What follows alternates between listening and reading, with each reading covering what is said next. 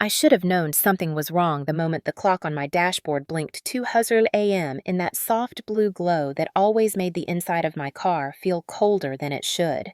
Fort Liberty nights were usually quiet at this hour, the kind of silence only a military base could create, where every sound lived under discipline and every shadow obeyed rules, written and unwritten.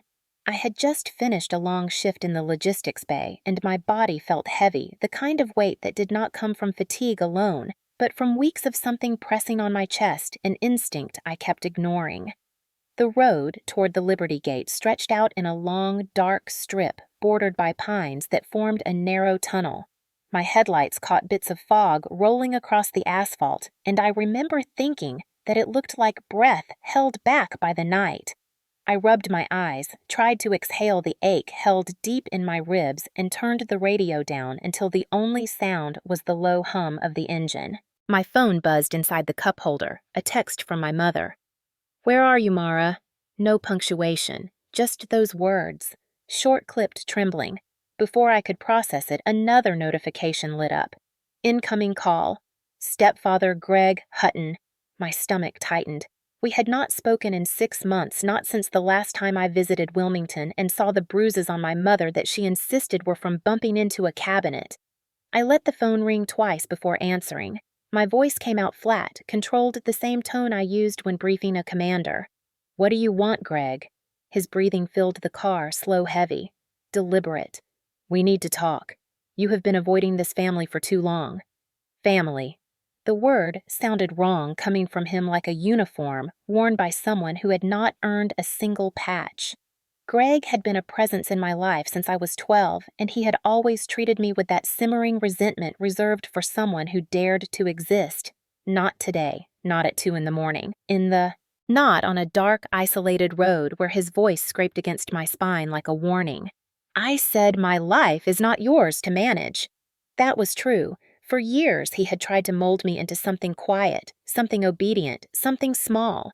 Joining the Army at 18 was the first time I ever chose freedom, and he never forgave me for it. He exhaled sharply, a sound too controlled to be anger, too steady to be human. Then he hung up. I stared ahead, unsure why the silence that followed felt so loud. 30 seconds later, headlights appeared behind me. High beams. Close. Much too close. The car surged forward as if whoever was driving had no intention of slowing down. A prickle ran up the back of my neck. I checked my mirror, and the glare turned everything into a white blur. I changed lanes. They changed lanes. I reduced speed. They matched it. My pulse kicked into a hard, fast rhythm. A lifetime of intel work teaches you to notice patterns, the smallest signals of danger, the tiny shifts before an attack. The headlights behind me lifted slightly, as if the front of the car raised, then dipped.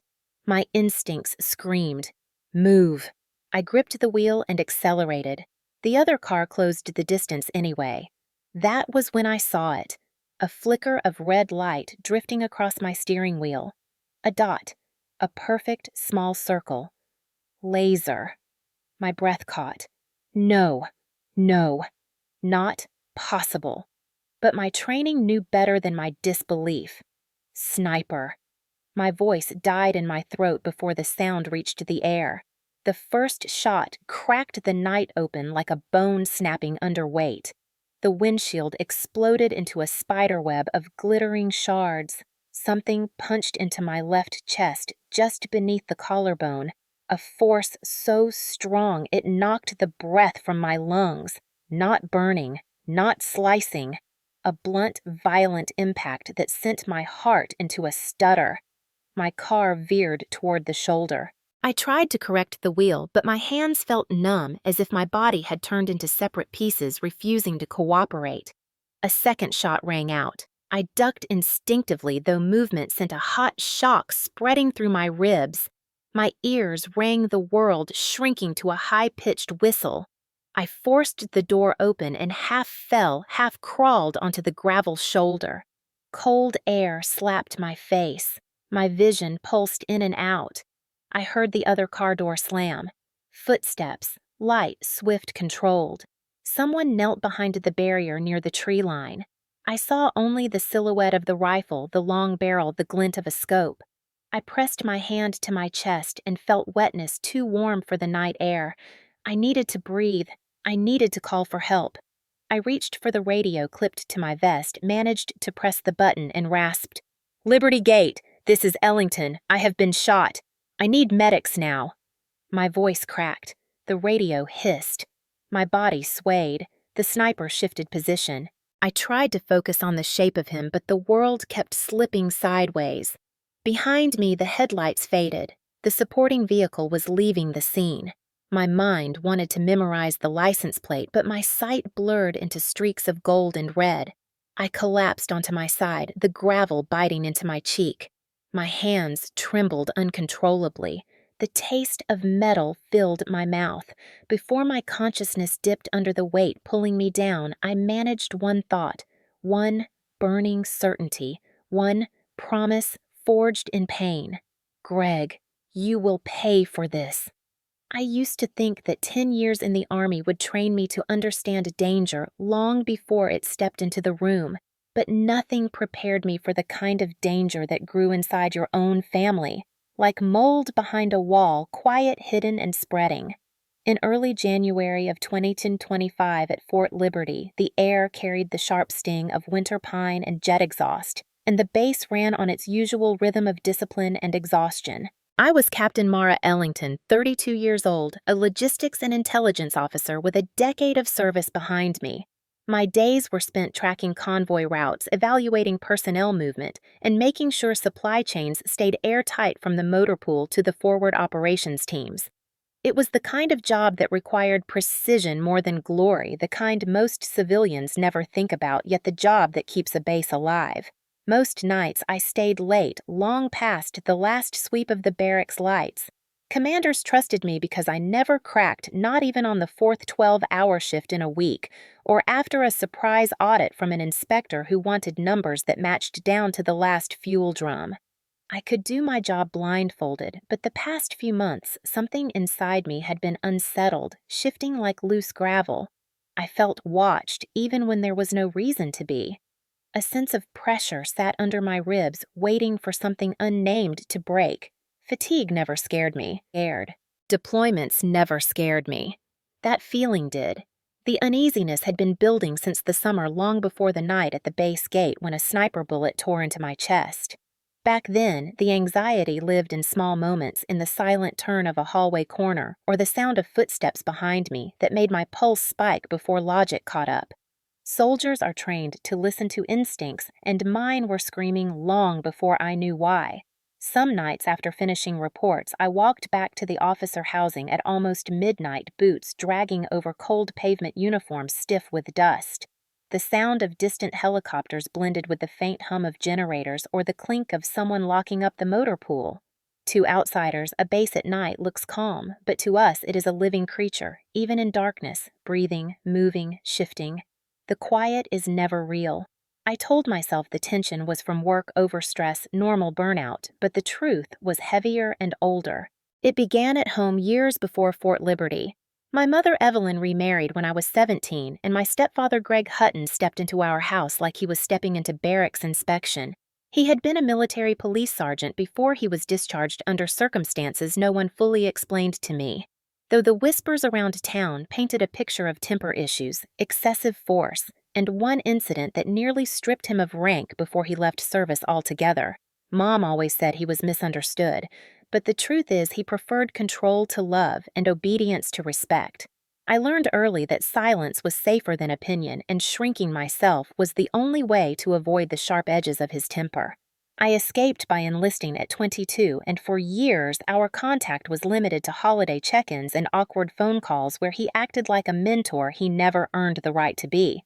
But when my career rose quickly faster than his ever had, the dynamic shifted. I became a threat to whatever twisted pride he clung to.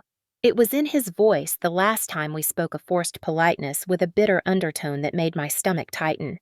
"You think you outrank your own family now?" he had asked, almost laughing, and something in my gut told me that nothing about that laugh was harmless. At Fort Liberty in 2025, that memory resurfaced often, especially during the long nights when my mind replayed old conversations without permission. Soldiers can ignore echoes, but they cannot ignore patterns, and the pattern with Greg was always the same control masquerading as care dominance disguised as fatherly discipline. I saw it clearly now in ways I could not when I was younger, and maybe that was why the unease followed me like a shadow across the base roads. On one particular evening, 3 days before the shooting, I was in the Logistics Command building reviewing transport clearance for a training battalion. The fluorescent lights flickered as they often did in winter, and I remember feeling an inexplicable urge to leave early, something I never did. I packed my classified files faster than usual, locked them into the safe, and walked out into the cold. The air was heavy, crisp, almost metallic. It made me think of the Carolina winters of my childhood when silence filled the house just before Greg exploded over something breakable. I shook the memory off, but it clung to me the whole walk. A passing sergeant gave a small wave, recognizing the fatigue on my face. "Long day, Captain," he asked. I gave the half-smile officers use when the truth is too complicated. Something like that, Sergeant. The truth was that work was the only place I felt in control. Out there in the dark quiet, I felt exposed even inside the safety of base fences. Maybe that should have been the warning. 2 nights before the attack, I got a call from my mother. I almost let it ring out, but guilt won. Her voice wavered as she told me Greg had been asking about my schedule, asking where I was posted, how often I drove alone at night. A chill crawled down my spine, though I tried to rationalize it. Mom insisted he only meant to check in, but every instinct inside me whispered that this was not concern. It was surveillance. That night, I barely slept replaying that conversation and the strange silence that followed it. I told myself I was being dramatic. After all, I was on base protected, surrounded by military police and cameras, but deep inside, I felt the old tension curling again, the way it used to when I was a teenager sensing a storm in the next room. Control versus freedom. That was the struggle of my entire life. Greg controlled through fear. I found freedom through service. And somewhere in that space between us, a collision was coming, one I did not yet see, but felt like electricity under my skin. If I had listened to that instinct, the night at the gate might have unfolded differently. But soldiers survive by routine, and routines make danger feel distant until it is staring down the barrel at you. At the time, I told myself the anxiety would pass. I had no idea that it was the opening warning of a betrayal already moving toward me through the dark. I grew up in Wilmington long before I ever learned how to lace a pair of combat boots, but even then, breathing never felt simple or natural the way it should for a child.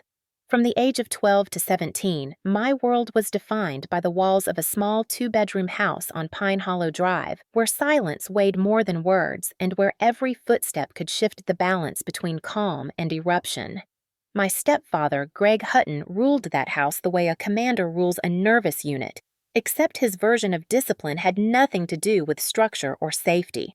It was control shaped by bitterness, resentment, and a need to dominate anyone with a pulse. My mother, Evelyn, spent most days floating in the background like a ghost, trying not to disturb the dust. She once had a soft voice, warm hands, and a laugh that filled the kitchen. After she married Greg, that warmth drained out of her little by little until all that remained was the tension in her shoulders and the habit of glancing at the door before she spoke, as if measuring the risk of sound itself. Greg was not physically violent, not in the obvious ways people look for bruises, cuts, broken bones. His violence was quieter, more corrosive. He controlled through tone, through the sharp snap of his fingers, through the way his bootsteps echoed when he crossed the hallway, and you never knew whether he was in a calm mood or a storm waiting to drop. He had been a military police sergeant before he was discharged, something about an incident with a drunk corporal and accusations that never made it to trial but were enough to stain his record. He hated that stain, and he hated anyone who reminded him of it, including me, especially once I began to show interest in the Army.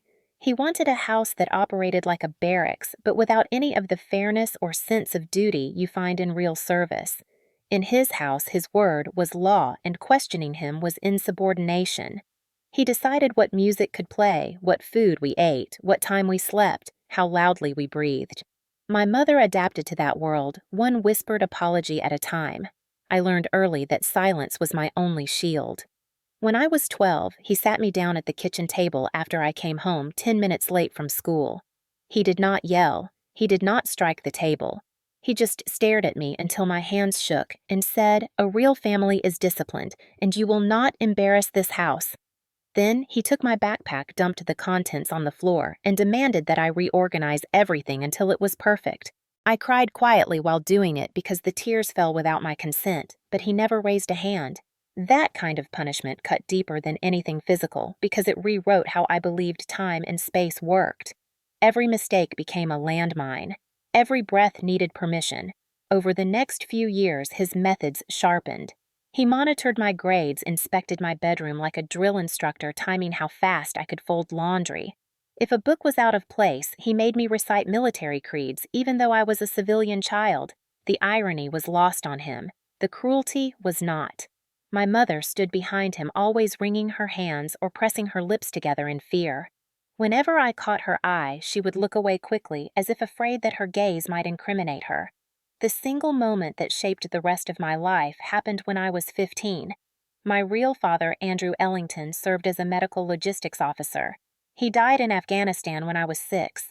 All I had left was a framed photograph of him standing beside a Humvee, smiling in the desert sun. I kept it on my nightstand, tucked behind a stack of books. One evening, Greg walked into my room without knocking.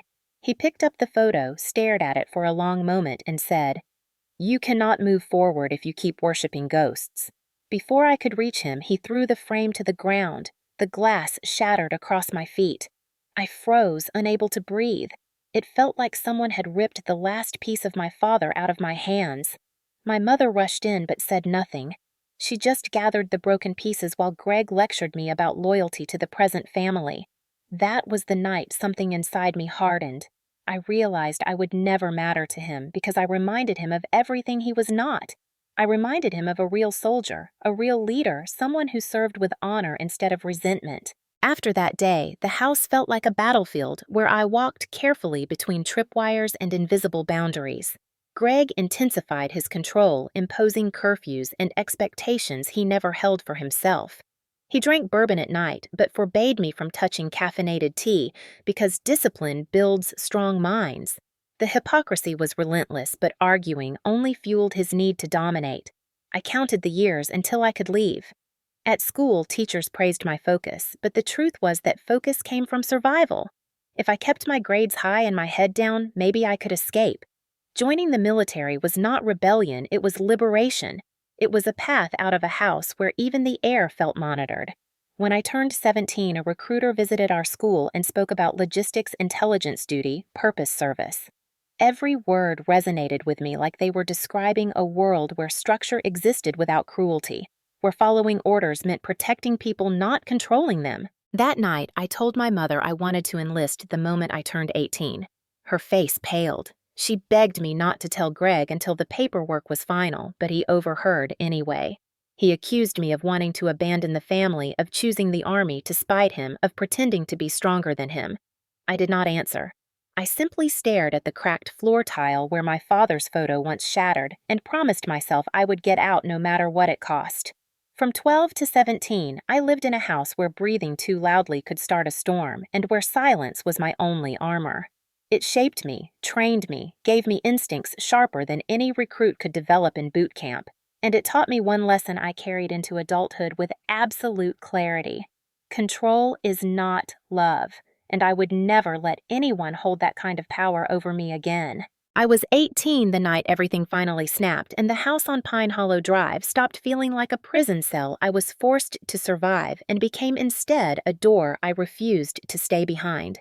The argument with Greg began the same way most storms begin in that house, with something small, something harmless, something that should not have mattered.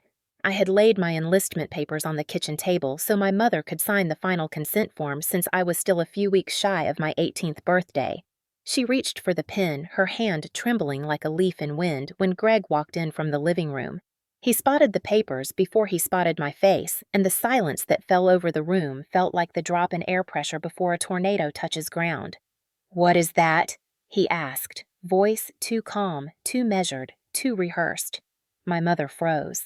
I stepped forward because I knew if she spoke, he would break her. I am joining the Army the moment I turn 18, I said. Logistics and intelligence. I already talked to the recruiter. I expected anger, but what came was worse. He laughed, a short, sharp sound that cut through the kitchen. You think you can do what I did, he said. You think you can succeed where I failed. He stepped closer, the smell of bourbon faint but undeniable. You will not last 2 months out there. You cannot even take care of yourself. My mother whispered, Greg, please. But he silenced her with one glare before turning back to me. You hear me, Mara. You will never make it on your own. You are nothing without this house, without my discipline, without my rules. Something inside me cracked, then not out of fear, but out of clarity. All my life he needed me, small, scared, apologetic. He needed a shadow to stand over. But the army I wanted was not his army of control and humiliation. It was my father's army, the one that served with purpose and honor. I said I am leaving with or without your approval. Greg slammed his hand against the table, rattling the ceramic plates. If you walk out that door, you are dead to me. You will crawl back begging for help when the world chews you up. I looked at my mother. She was trembling, her fingers clutching the edge of the counter like she was holding herself upright with the last bit of strength she had. For a second, I hoped she would tell me to stay, or tell him to stop, or tell me anything that sounded like love. Instead, she whispered something that broke me in a quieter way. Do not make him any angrier. Those 6 words killed whatever childhood I had left. When Greg stormed off down the hallway muttering about disrespect and ungrateful children, I waited until I heard the bedroom door slam. My mother stood alone in the kitchen, eyes glossy with pain and cowardice. I said softly, I have to go, Mom. I cannot stay here and shrink for the rest of my life. She shook her head, tears spilling even as she tried to hide them. He will calm down. He always calms down. Please just wait until morning. But I knew morning would only bring another argument, another threat, another attempt to break whatever pieces of me were still intact. I walked past her toward my room, and she did not follow. She did not reach for me. She did not try to pack me a sandwich or slip money into my pocket or whisper, be safe. She simply let me go because fear had eaten every part of her that once knew how to protect me. I closed my bedroom door and breathed for the first time in years. I packed fast the way you pack when you have been waiting your entire life for an exit. 2 sets of clothes, the enlistment papers, my father's dog tags, which I kept hidden in a sock drawer ever since Greg threw away his photo, a small pocket knife, a bus schedule printed from the library. I folded everything into a small duffel bag, then sat on the edge of the bed, staring at the cracked line on the wall above my nightstand, where the frame had shattered years before. That crack became the map of my escape. At 3 a.m., the house was silent except for the hum of the refrigerator and the distant rumble of highway traffic outside. I could hear my mother's soft sobs through her thin bedroom wall, but she never stepped out, never tried to stop me. Greg snored heavily, like a man convinced he had spoken the final word on my life. I walked through the hallway on bare feet, and every creak under the carpet felt like treason until I reached the front door. The cold night air hit my face sharp enough to wake every nerve in my body. January wind off the Cape Fear River tasted like freedom mixed with salt and a little bit of fear. I slung the duffel over my shoulder and stepped off the porch without looking back. The bus stop was 6 blocks away under a flickering street lamp next to an abandoned convenience store. I walked fast, keeping my breath steady, counting each step because movement kept me from thinking about what I was leaving behind. When the 3:40 a.m. bus pulled in, the driver, an older man with tired eyes, did not ask questions. He just nodded at my uniformless appearance and said, Fort Jackson is 2 transfers away. You sure you want to go now? I met his gaze steady. More sure than anything in my life. He nodded once, and I climbed aboard, taking a seat at the back. As the bus pulled away from Wilmington, the town lights blurred into streaks across the window. I felt a strange mix of grief and relief. I was leaving behind my mother, my childhood, my fear, but I was also leaving behind the man who convinced me I would never survive without him. With every mile the bus traveled, the weight on my chest loosened. I whispered to myself not as a prayer, but as a vow. I will build a life that no one can take from me. Greg told me I would crawl back someday, but the truth was, I was finally standing for the first time.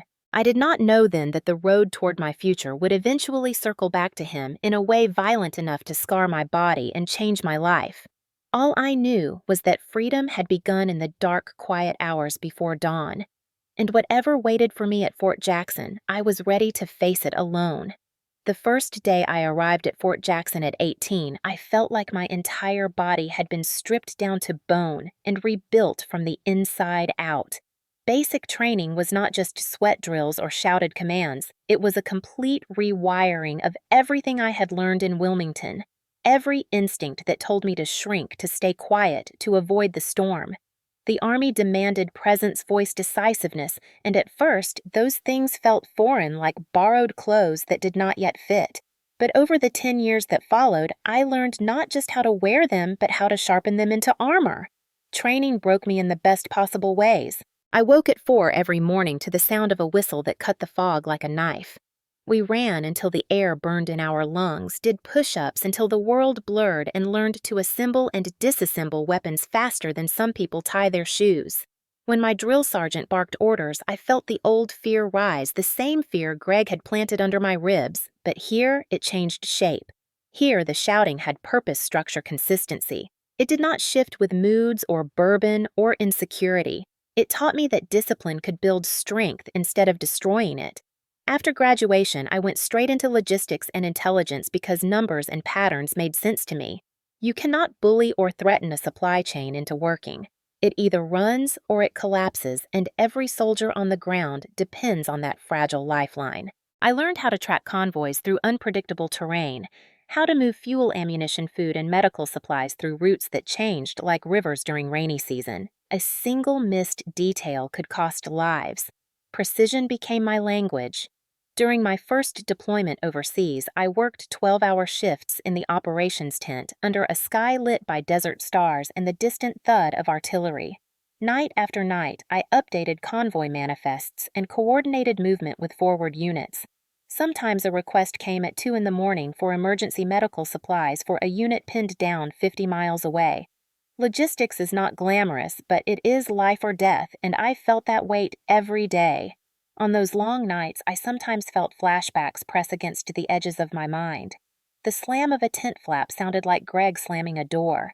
The snap of a radio transmission echoed the snap of his fingers when he wanted silence.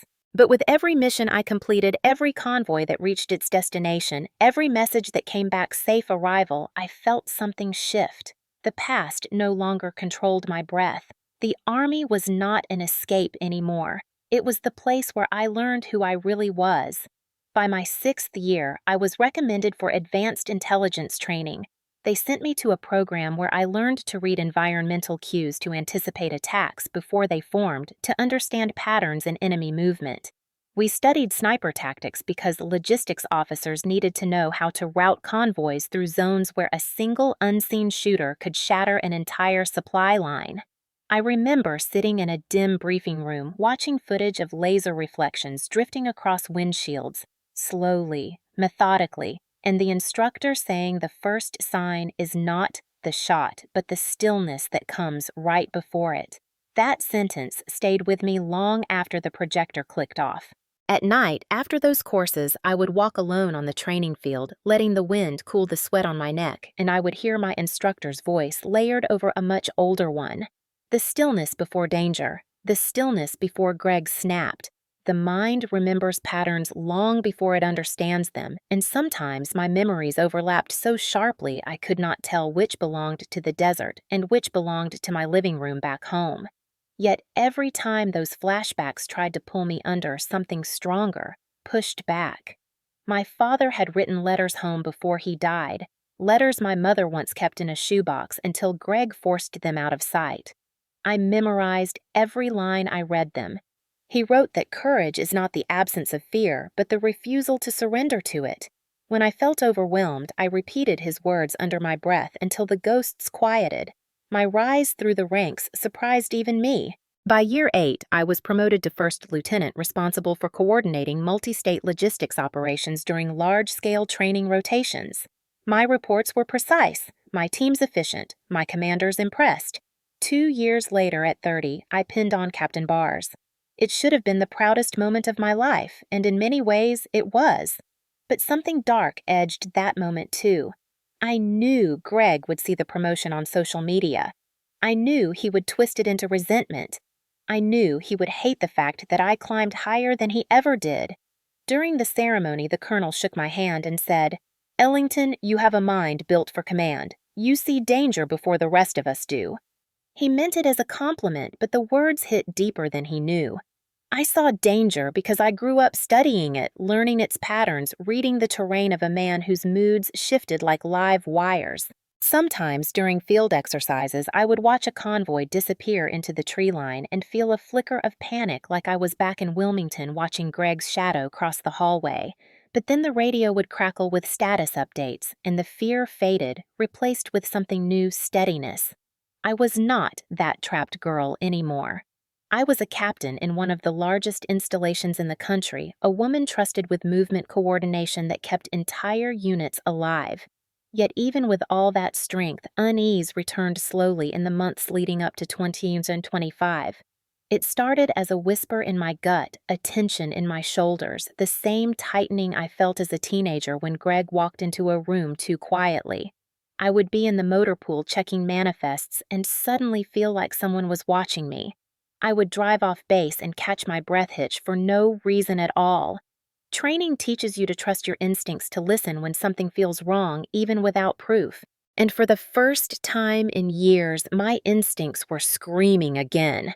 I did not know then that everything I learned, every survival skill, every tactical briefing, every sniper lesson, every scar from my childhood was preparing me for the night a red dot slid across my steering wheel, and I realized danger had not returned. It had been following me for years, waiting for its chance to strike. 8 years had passed before I finally returned to Wilmington, and the moment my boots touched the familiar cracked sidewalk outside the old house on Pine Hollow Drive, I felt something inside me tighten, like an old wound, remembering the knife that made it. The place looked almost the same from the outside. The same sagging porch railings, the same faded shutters, the same stubborn patch of weeds in the front yard that my mother used to pull every Saturday morning before Greg told her he preferred the yard untouched because order comes from discipline, not aesthetics. But when the front door opened and my mother stepped out, I realized everything inside the house had changed, and none of it for the better. She looked smaller than I remembered, not from age, but from withdrawal, like someone who had slowly folded herself inward, one apology at a time. The way her shoulders curled forward told me she had learned to brace for impact even when no one was touching her. She hugged me quickly, a flutter of trembling hands against my uniform collar, and whispered, "You look strong, sweetheart," almost as if she needed permission to say it. When she led me inside, the air felt heavier, more controlled, like the oxygen itself belonged to Greg. My father's photograph, which used to sit beside the hallway mirror, was gone. In its place hung a framed portrait of Greg in his old military police uniform, polished glass gleaming under the hallway light, and another identical portrait in the living room, and another above the dining table. He had filled the house with himself, invaded every wall, every space, until the place felt like a shrine to a man who had never earned admiration, only obedience. My mother caught me staring and tugged nervously at the hem of her sweater. "He thought it made the house look unified," she said in a soft voice, one that carried too many years of fear, smoothing every syllable. I wanted to ask where my father's things had gone, but her eyes begged me not to. The silence between us said enough. When Greg finally appeared from the back hallway, he walked in like the house bent itself around him. His hair was grayer, but his posture still carried that false authority, the kind born not from respect, but from the need to dominate any room he entered. He gave a slow smirk as his eyes swept up and down my uniform. "Well, well, if it isn't Pine Hollow's runaway soldier," he said. "Captain now, is it?" His tone turned mocking. "Captain, that's some sort of invented rank to make you feel important." My jaw tightened, but I held my posture steady because showing reaction was giving him exactly what he wanted. Army promotions are not imaginary, Greg. He shrugged, dismissive. People can fool the system these days. His eyes narrowed in a way that made my stomach tighten. I suppose they will give a title to anyone who lasts long enough. My mother flinched at his words, a tiny motion almost invisible if you were not looking, but I saw it. It was the same flinch she used to make when I was a teenager, whenever he raised his voice or his hand or even his breath.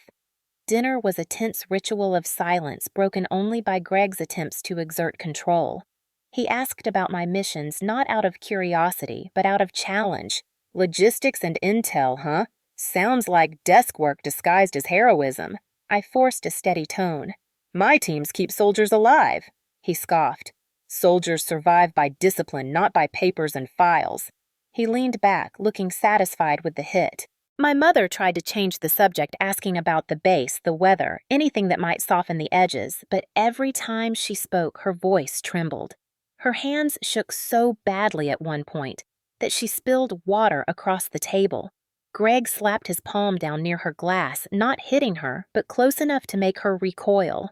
Watch your hands, Evelyn. You are not a child. My blood went cold.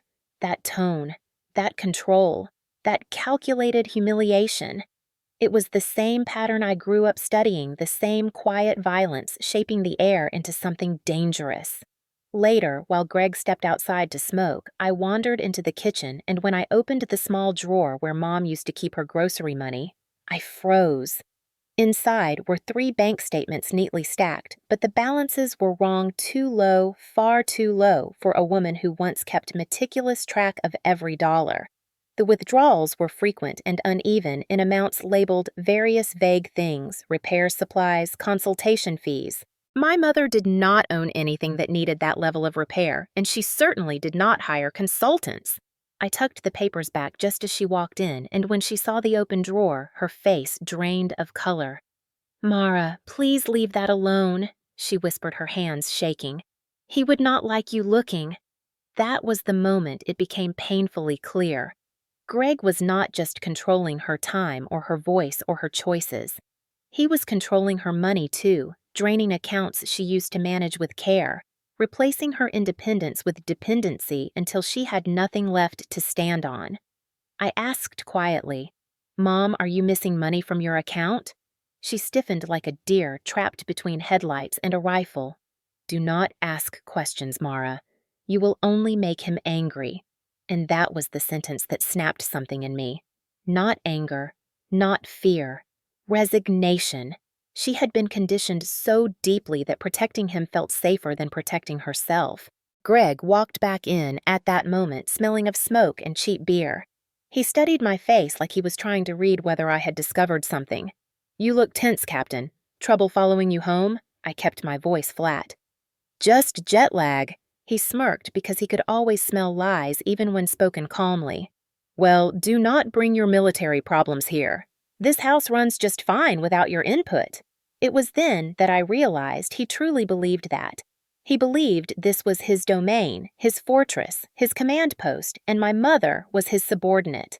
The house echoed with the ghosts of every silence I had survived, and it was clear that nothing here had changed except the degree of damage. As I lay on the small guest bed that night, staring at the ceiling fan spinning in slow, lazy circles, I felt unease crawl up my spine. Something was wrong. More wrong than years of old memories could explain. The house felt colder than it should. My mother felt smaller than she should. And Greg felt too calm, too confident, like a man who believed he had already won whatever battle he thought we were fighting. I came home to see my mother, but instead I found a house swallowed by control and a woman who had nearly vanished inside it. And somewhere deep inside I sensed that this was only the beginning of something far darker. The next morning, I woke long before the sun rose, the way I always did on base. But this time, the air felt heavier and the darkness inside the house pressed down on me like a warning I could not yet name. I lay still for a moment, listening to the familiar creaks of Pine Hollow Drive, the hum of the old refrigerator, the slow, uneven footsteps of my mother moving quietly in the kitchen. There was no sound from Greg, which meant he was either still asleep or awake, but listening. Neither option ever meant safety. I stepped into the hallway and noticed again how the house no longer smelled like my childhood. There used to be apple cinnamon candles and fresh laundry. Now it smelled like stale beer and the sharp, acidic scent of metal polish, which he used on his military police memorabilia as if shining them could rewrite his past. While my mother cooked breakfast, Greg remained in the bedroom, and I took that rare opportunity to slip into the small office at the end of the hall. The door was unlocked, which struck me as odd, considering how much control he demanded over every inch of the house. Inside the room, the desk drawers were neatly arranged with nothing out of place. Too neat, too deliberate. I checked the file organizer and found only household bills paid electronically, nothing with my mother's handwriting on it. When I opened the second drawer, I found what I had been looking for. Bank statements crumpled but not concealed. The moment I saw the numbers, my stomach tightened. The first statement showed a withdrawal labeled cash for $1,250. The next month showed $1,400, another showed $1,300. Every month for almost a year, withdrawals occurred in similar amounts. Cash out. No receipts, no explanation. My mother had always been cautious with finances, stretching every dollar like it was fragile. But these withdrawals were irregular, chaotic, more like someone bled the account than used it. I scanned the dates, cross-checking them with my own memories of when I last heard from her. Her calls had grown shorter this past year, her voice quieter, as if afraid Greg could hear even when he was not home. It all aligned too neatly, not like coincidence, but like escalation. I heard the soft shuffle of her slippers behind me and quickly slid the statements back into the drawer. When I turned, she stood in the doorway, her hands wringing the edge of her sweater. "Mara, honey, what are you doing in here?" Her voice was so thin it barely reached the air. I walked toward her gently. "Mom, I saw your bank statements. Where is all that money going?" A flash of terror crossed her face so fast anyone else would have missed it, but I knew that look. It was the look she wore before Greg punished her for something small, spilled milk, left lights on a dish not washed fast enough. She forced a smile that shook at the corners. "Repairs," she said. "The house has needed work. Just repairs." I stepped closer, lowering my voice. "Mom, the house has not been repaired in years. The gutters still sag, the tile is still cracked, and the porch light still flickers. Where did the money really go?" She shook her head fiercely, her voice rising to a whisper. "Do not push this, Mara, please. If he hears you asking questions, he will think you are trying to undermine him." I felt heat building under my skin, anger and heartbreak mixing into something sharp. I asked quietly, "Is he taking your money?" Her breath trembled, and for a moment I thought she might tell me the truth. But then something clicked behind her eyes, the survival instinct she had perfected over years living with him. She looked away and choked out, "You do not understand. Greg is handling things. He knows what is best for this house." Those words, those exact words, shattered something inside me. They were the same sentences she used to repeat when I was a teenager, the script he trained her to follow. It meant she was too afraid to even think the truth, let alone speak it. A floorboard creaked down the hall. Greg's silhouette filled the doorway, his arms folded across his chest, and the expression on his face so smug it made my teeth clench. He looked at me the way a predator looks at something it thinks it already owns. "Snooping around, Captain," he said the title like it was a joke, like it was a costume I had stolen. I straightened my posture automatically the same way I did in a briefing room. "I was just helping Mom review something." His eyes narrowed as he stepped closer, gaze cold enough to chill bone. "Do not dig into things you do not understand, Mara." His voice was low, precise, the kind of tone meant to intimidate without making noise. "This house does not need your interference." My mother's hands shook harder. She stared at the floor as if eye contact might provoke him. I said calmly, "If there is something happening here, I deserve to know. I am family." Greg let out a slow, mocking laugh.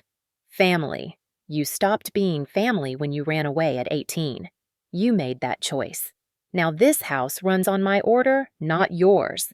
He leaned in slightly, just enough that my mother flinched. "Consider this your only warning, Captain. Stay out of matters that are not yours." I felt that old childhood instinct rise like it wanted to pull me backward into silence, but I forced it down. I was not that terrified girl anymore. I was a woman who had survived deployments, ambush training, and the weight of responsibility over hundreds of soldiers. I held his stare without blinking. He hated that. His jaw twitched, and for a flicker of a second I saw something behind his eyes, something calculating and dark like a plan already in motion. Then he stepped away, brushing past me with deliberate force as if to remind me he controlled the space. My mother rushed to gather dishes, her hands fumbling, but she would not meet my eyes. I realized then that Greg was not just draining her bank account. He was preparing for something larger, something that required her powerless and me far away. The withdrawals were not the problem. They were the smoke. Something deeper was burning underneath.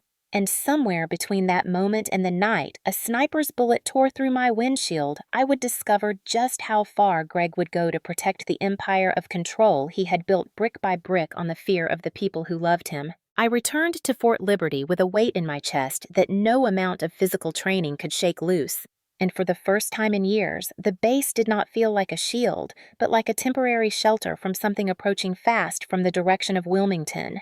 3 days after the visit, my phone buzzed at 11:14 p.m. with a message from my mother. The words were short-clipped and wrong in a way that set every instinct inside me on alert. "Do not drive home at night, Mara. Dangerous." That was it. No explanation, no punctuation, no softness. My mother had never sent a text like that in her life. She always rambled, adding extra words because she hated sounding rude even in writing. But this message felt like she had typed it with shaking hands under someone else's shadow. I called her immediately, but the phone rang twice and went straight to voicemail. I waited 10 minutes, called again. No answer. I told myself she had fallen asleep early, she was tired, she was overwhelmed by my visit, but none of those lies settled my heartbeat. The next morning at 6:03 a.m., she finally responded. "Everything fine, do not worry." I stared at the message and felt a slow, cold dread spread through me. That was another sentence she only used when Greg was in the room. Whenever he hovered nearby, she would shrink her words to bare bones, afraid anything more complicated might draw his attention. Fine was her safest lie. But the phrase "do not drive home at night" dangerous lodged into my mind like a shard of glass. Dangerous to whom? Dangerous how? The house itself was dangerous for her. She knew that. So why warn me? The week that followed grew stranger. I tried calling her again that evening, but each time she answered, her tone was rushed, clipped, unnatural. Once she whispered, "I cannot talk now." Later, okay. Another time she paused too long before speaking, like she was waiting for permission. And every single call ended abruptly. No goodbye. No "I love you." Just silence cut clean. One afternoon during a short break, I called again, determined to hear the truth in her voice. She answered, but before I could say anything, I heard footsteps behind her, heavy, deliberate, and familiar. Greg's voice came faintly through the speaker. "Who is that, Evelyn? You know better than to keep secrets in this house?" My mother scrambled to respond. "No one. Just spam." Then the line went dead. I stood in the logistics bay, frozen with the phone still pressed to my ear, long after the disconnect tone faded. Something was happening. Something escalating. Something she was too terrified to name. As the days passed, her behavior grew even more erratic. She started sending messages at odd hours, single-sentence warnings without context. "Not safe. Do not argue with him. Stay on base at night." At first, they seemed random, but then I noticed the pattern. They always arrived when it was dark, always after 9 p.m., always short, always words she would never use unless someone else was watching. The final message came on a Thursday night close to midnight. "Do not come home this month. Please." The added "please" made my stomach twist. My mother never begged. If she reached the point of pleading, it meant something had broken inside that house. I typed back, "What is he doing to you?" But she did not reply until the next morning. "Just focus on your work, sweetheart." That single line might seem comforting to someone else, but to me, it was a scream in disguise. It was the same sentence she used the night she cleaned blood from her lip after Greg grabbed her too hard, and she said, "I slipped on the tile." "Just focus on your homework, sweetheart." She had used that sentence to cover bruises, tears, and silence my entire adolescence. The past was repeating itself, but this time I was not a child. I was a soldier trained to read danger long before it appeared, and everything in my bones told me my mother was warning me at great personal risk. That Sunday, while reviewing convoy routes, my mind kept drifting back to something Greg said during my visit, a throwaway comment that now struck me like a hidden landmine. He had leaned back in his chair, beer in hand, and muttered, "There are some problems in life that are best removed completely." At the time, I thought it was just another one of his attempts to sound authoritative or philosophical, but now it rang differently. Removed completely. Problems. Greg always viewed people not as family, but as assets or threats. I had become a threat the moment I stepped back into that house and looked too closely at the bank drawer. I replayed every detail of that visit in my mind, like analyzing a tactical scenario. His forced calm, the way he smirked when he saw me, the way my mother flinched every time he entered the room, the empty spaces where my father's things once sat, the financial withdrawals, the lies, the warnings, and now this pattern of silenced communication. All of it formed a picture that made my skin crawl. Greg was planning something he needed me far away for, something he needed my mother quiet for. And for the first time in years, I felt the old childhood fear return, the kind that taught me how to read breath patterns in a room, how to gauge danger from the sound of a footstep, how to sense rage before it erupted. But now that fear mixed with something new, anger sharpened by training discipline and the knowledge that I was not powerless anymore. That evening, I parked my car near the officer housing and sat in the silent cabin listening to the faint hum of the engine. My mother's words echoed through my mind again. Do not drive home at night. Dangerous. It was not a warning about the road or the weather. It was a warning about Greg. A warning she could not speak out loud. A warning sent by a woman who had been afraid for so long she no longer remembered what safety felt like. I closed my eyes, breathed deeply, and forced myself to stay calm. Panic never saved anyone. Clarity did. And clarity told me something dark was moving beneath the surface of Wilmington, something I could no longer ignore.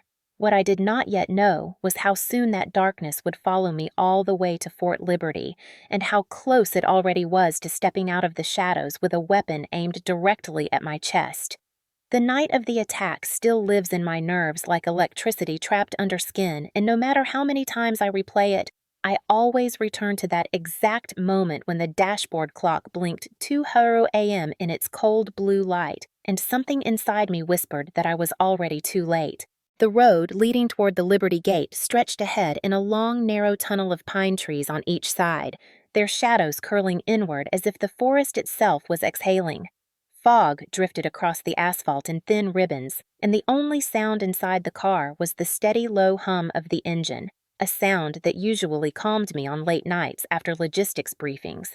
But that night it felt like a countdown. My phone buzzed once then again, and when I saw my mother's name flash across the screen, a chill crawled up my spine. Her message was short. "Mara, are you driving?" I typed back. "Yes, just finished late shift." The three little dots appeared as if she was typing more, but then vanished. Before I could process that, I noticed something else behind me, the glow of headlights approaching too fast, too close.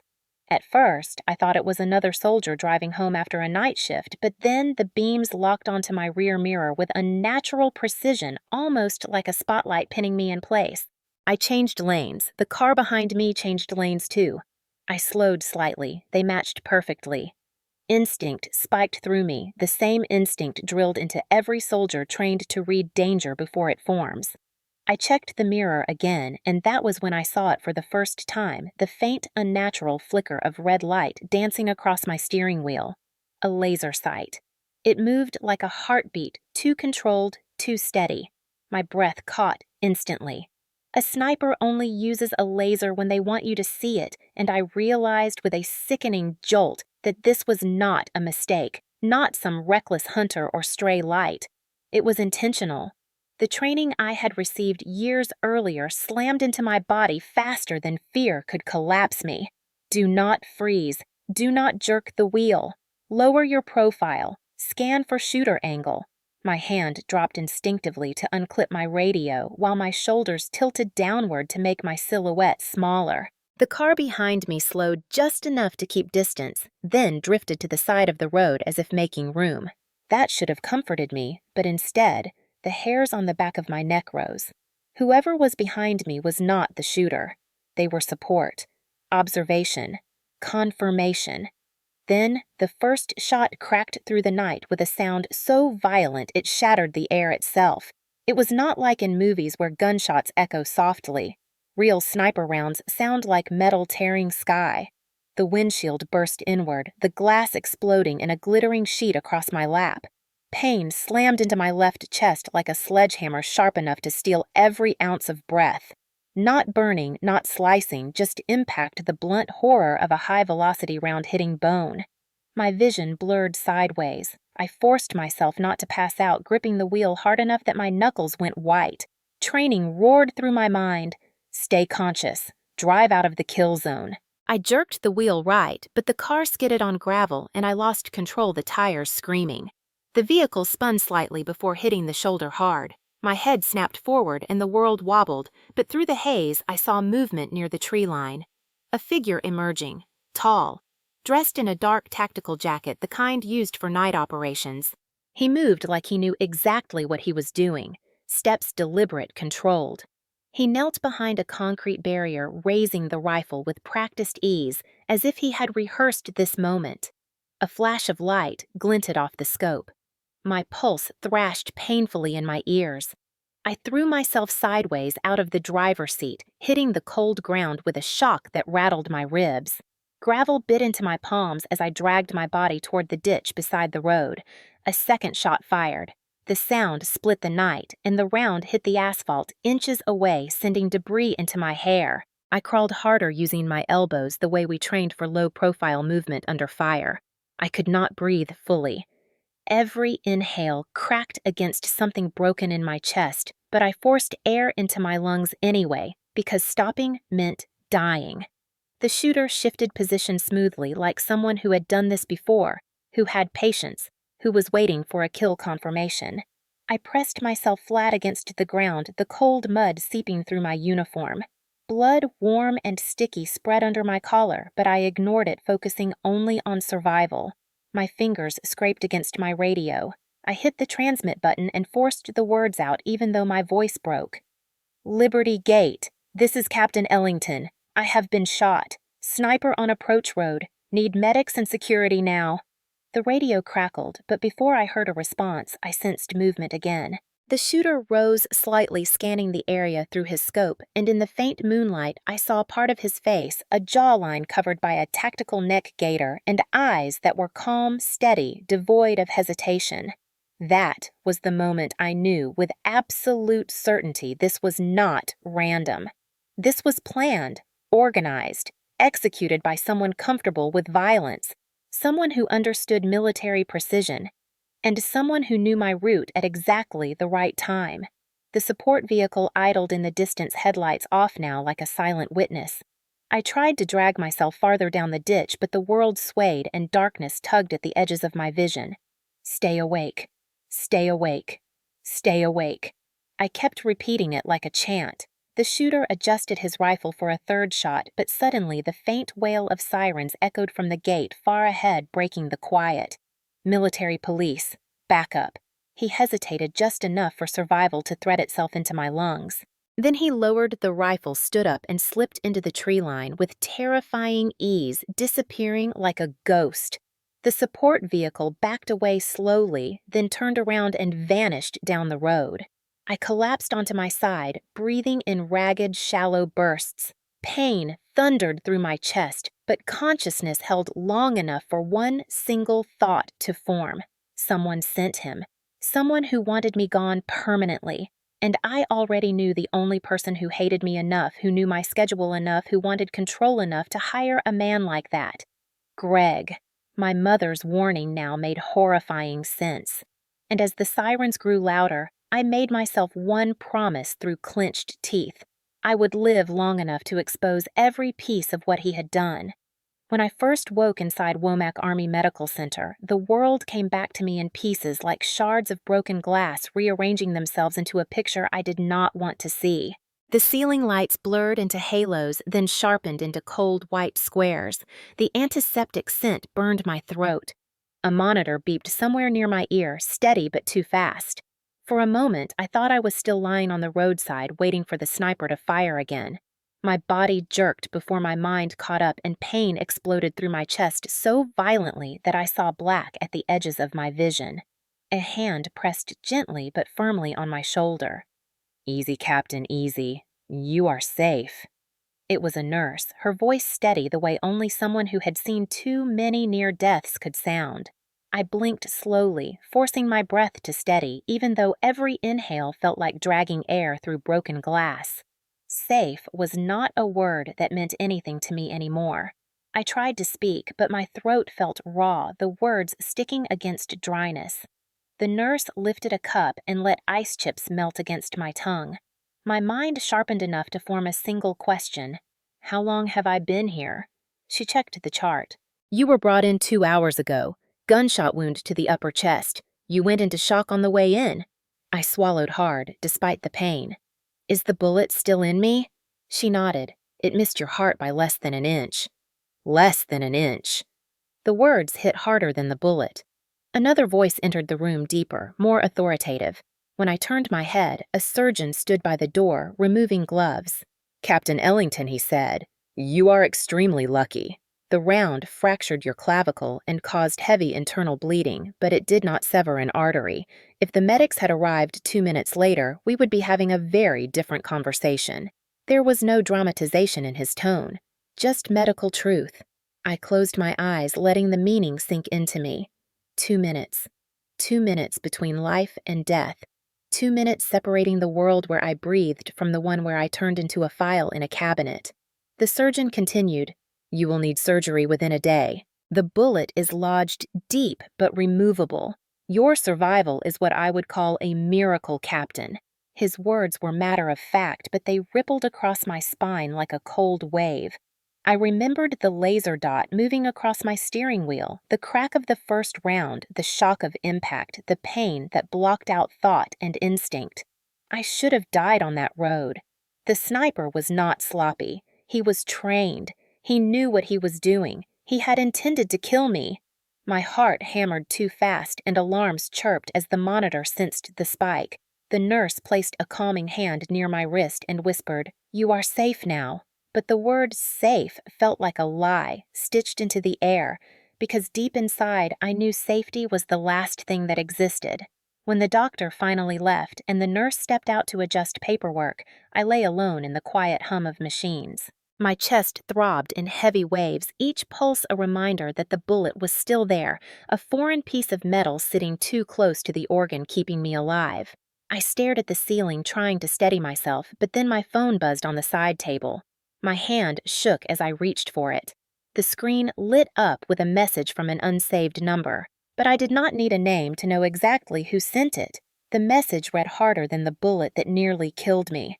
"It is difficult to protect you when you insist on fighting your own family." My blood ran cold. Every muscle in my body tensed until the pain forced me still. His words curled through my mind like poison, slow, deliberate, and mocking. "Protect me." Greg had used the same twisted phrasing my entire childhood.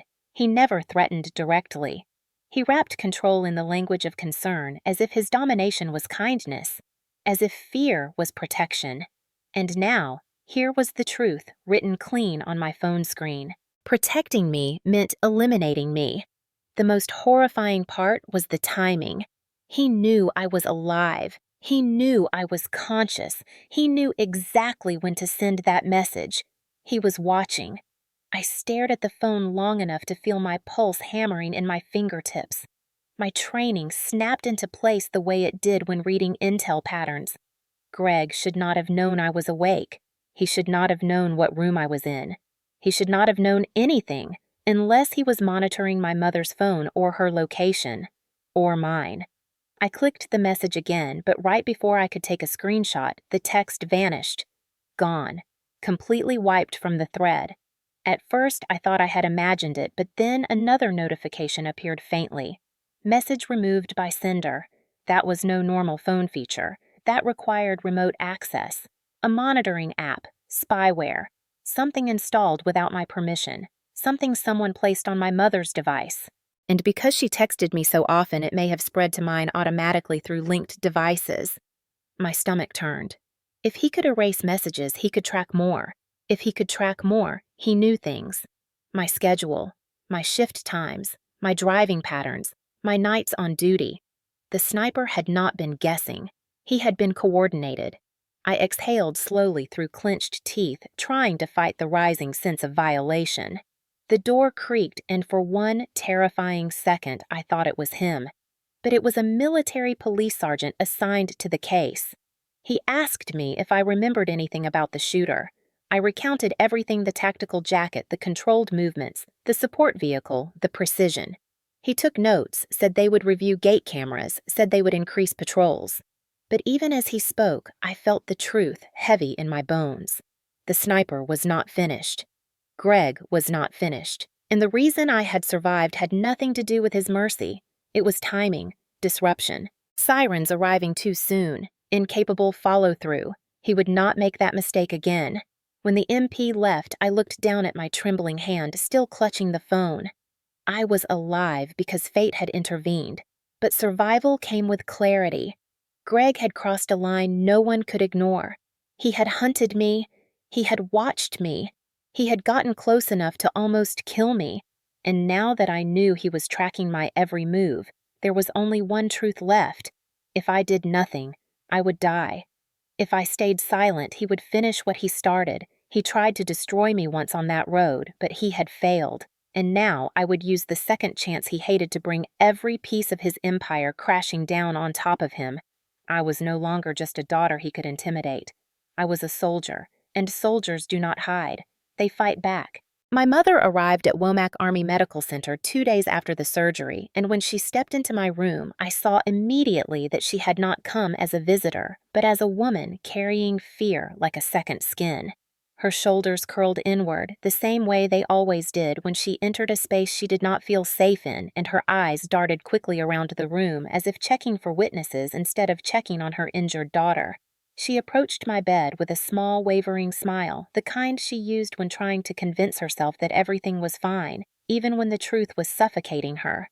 "Sweetheart," she whispered, brushing a trembling hand against my arm. "You look pale. But you are alive. Thank God you are alive." Her words trembled with relief, but her gaze flickered constantly toward the hallway. She was not here freely. She was here scared. I tried to sit up straighter, but pain ripped through my chest and forced me back. "Mom," I said, keeping my voice low, "I need to talk to you." "Really talk." She stiffened instantly, her fingers clutching the edge of the blanket. "Mara, please," she whispered, "do not start with these ideas again. Whatever you think happened out there, you misunderstood. Greg is worried sick about you. He wanted to come, but he thought you might react badly, so he stayed home." The disbelief must have shown on my face because she rushed on faster. "He did not mean anything by his messages. He is just protective. He gets upset easily, but that does not mean he wanted to hurt you." My heart twisted painfully, not from the wound, but from the familiar script she was repeating line for line like something trained into her over years of survival. I shook my head slowly. "Mom, a sniper shot me in the chest." "A sniper? That does not happen by accident." She flinched as if the word itself could strike her. Her voice dropped to a whisper. "You cannot say those things here. They will think you are unstable from the trauma. You need rest, not accusations." For a moment, I simply looked at her, really looked at her, and realized how deeply fear had rooted itself in her. She was not lying. She was conditioned, programmed. Afraid to even imagine the truth, because imagining it meant confronting the man who controlled her life. But I could not let her hide behind lies anymore. My voice trembled with anger and heartbreak. "Greg hired someone to kill me," I said. "Someone trained, someone who knew my route, someone who waited for me at 2 a.m. You know this. You know he has been watching me. You warned me not to come home at night. You sent me messages you never would have written unless something terrified you." Her face went white. "Mara, stop, please, stop." She looked toward the door again like she expected Greg to walk in at any second. Even here, in a government facility with cameras and military police outside the room, she behaved like he was inches behind her, breathing threats down her neck. I continued softly but firmly. "Mom, he almost killed me. The bullet missed my heart by an inch. 1 inch." Her breath hitched, her lips trembled. For a moment, I thought she might finally break free from the script, but then she forced a smile so fragile it nearly broke me. "Greg is a difficult man," she whispered. "He gets angry, but he does not mean harm. He would never do something like this. He just wants to protect the family." Protect.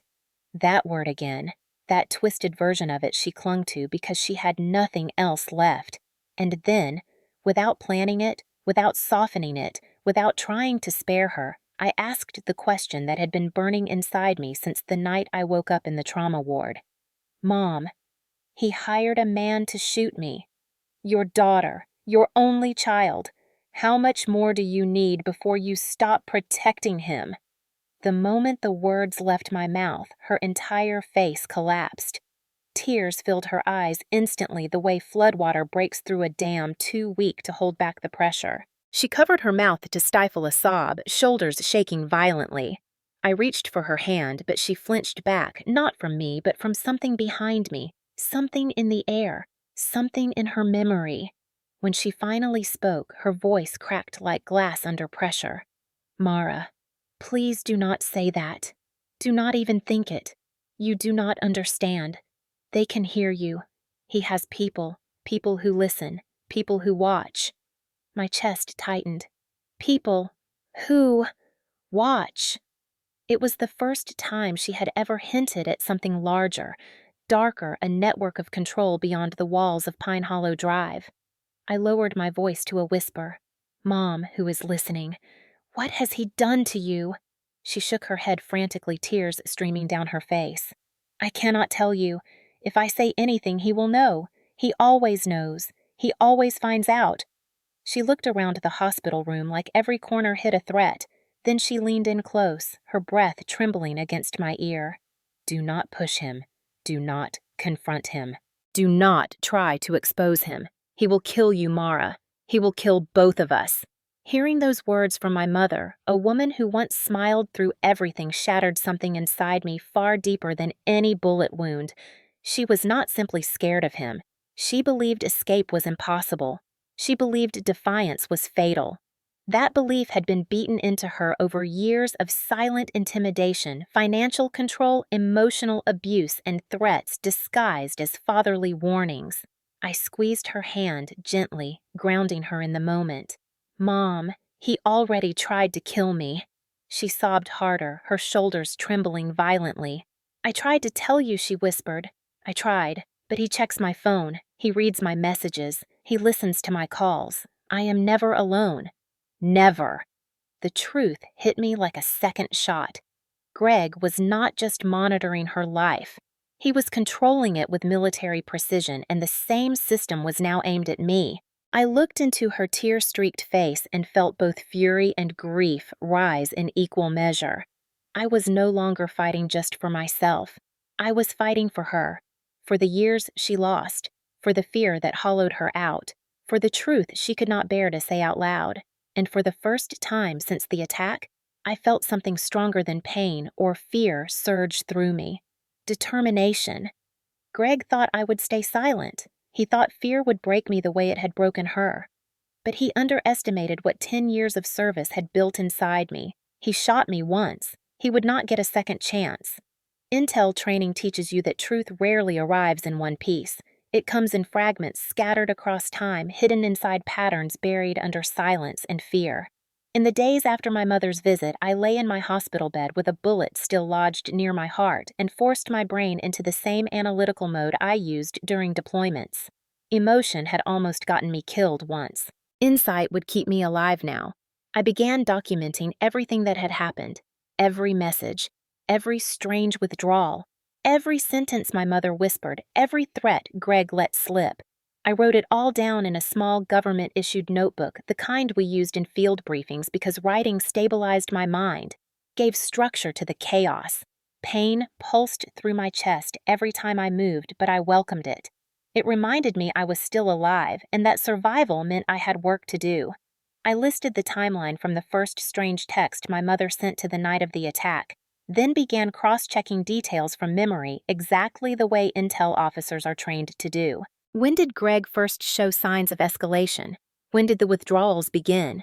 When did my mother's behavior shift? When did he start monitoring her calls? When did he learn I was at Fort Liberty for night shifts? My mind kept coming back to one fact: he should not have known my route that night unless he had help either through surveillance or another person watching me.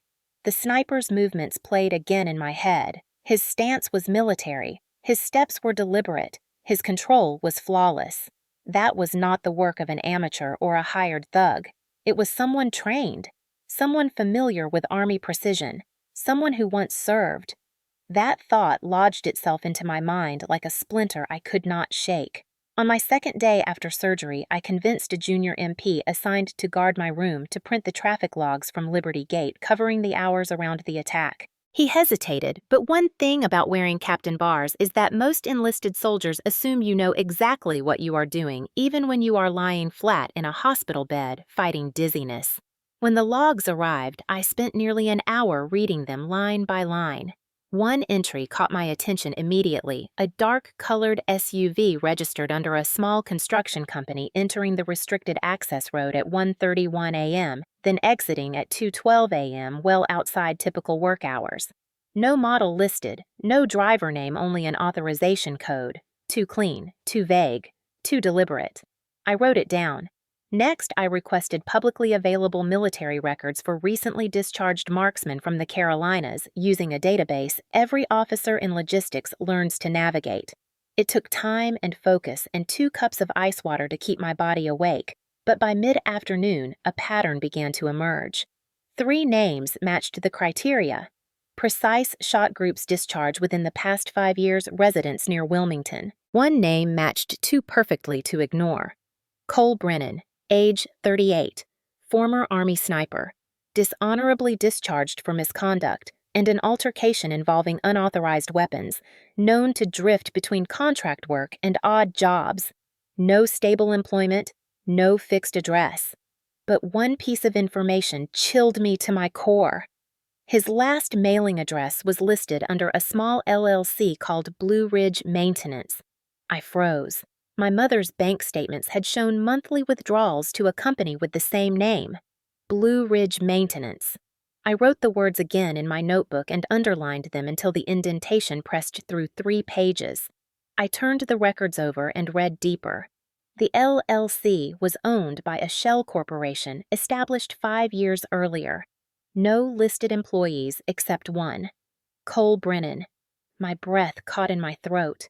The numbers in my mother's account came back to me: 6 monthly withdrawals, each between $1,200 and $1,500. Those payments were not for repairs. They were payroll, retainer fees, a steady flow of cash exactly matching the kind someone like Brennan would accept for off-the-record work, the kind of work no legitimate company wanted its name on, the kind of work a man like Greg would hire for the one problem he wanted removed permanently. I stared at the lines of data while my pulse hammered in my ears.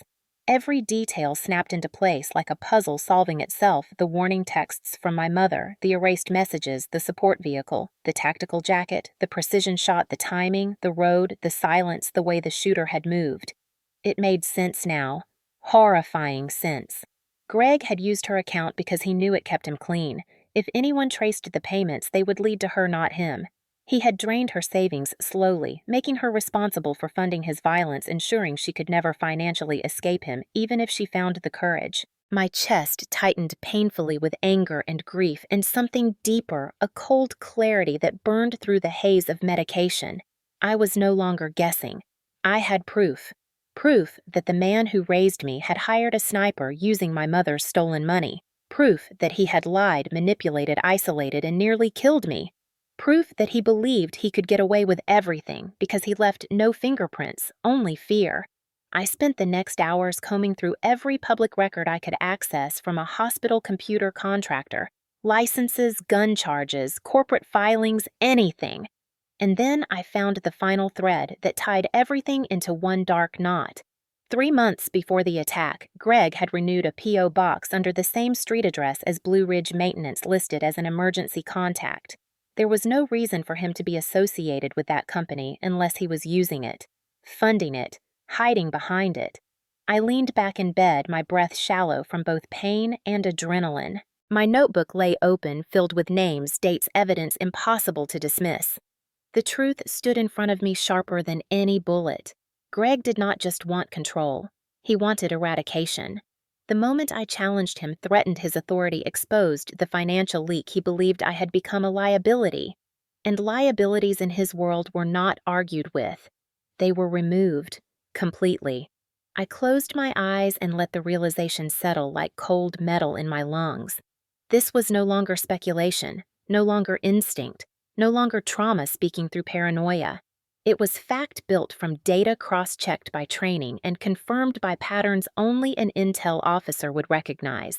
Greg had used my mother's account to pay a dishonorably discharged sniper to track me, observe me, and shoot me. And if the sirens had arrived 2 minutes later, he would have succeeded. That truth hardened something inside me.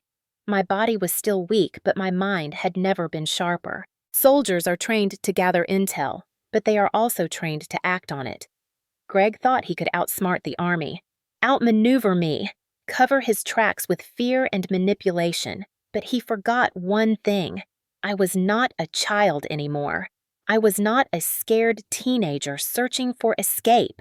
I was Captain Mara Ellington, trained in analysis, surveillance, threat detection, and strategic dismantling. And he had just become my mission. I was cleared to leave the hospital with limited movement after 10 days, the bullet removed, but the wound still burning every time I breathed too deeply. The doctors wanted me on base housing with supervision. I nodded, smiled, and obeyed. Then the moment the MP assigned to keep an eye on me stepped outside for a smoke break, I slipped out the back entrance of Womack Medical Center, slid into a borrowed sedan from a fellow captain, and started the 3-hour drive toward Greenville, South Carolina.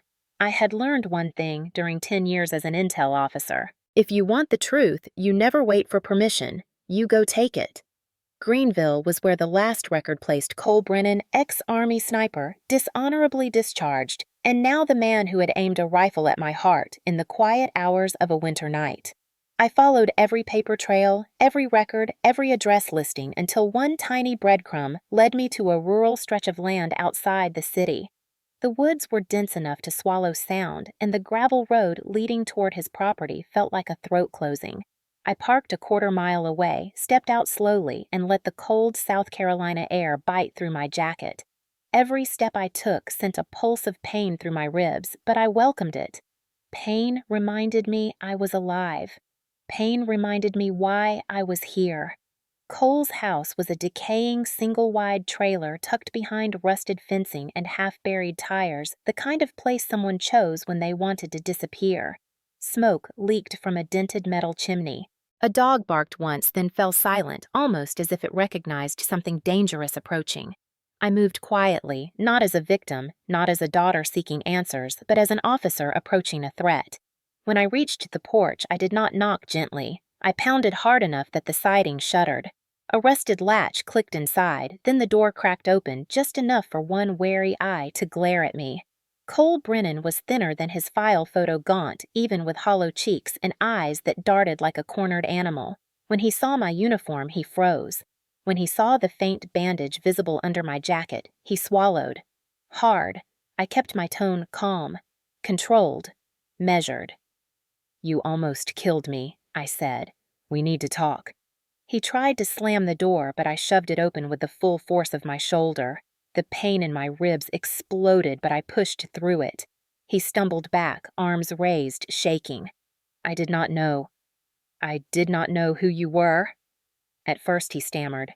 "I did not mean," I stepped forward.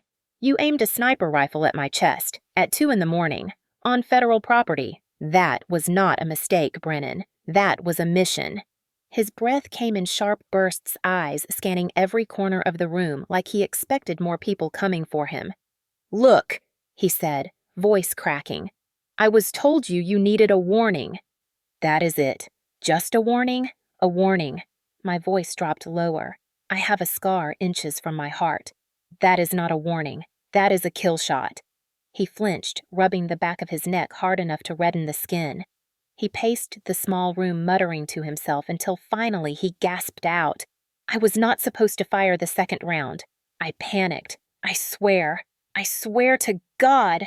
The fear in his voice was real, not fear of me, but fear of who sent him. "Greg. Always Greg." "You were hired," I said. "By who?" He hesitated, lips quivering. "I cannot if I talk. He has people.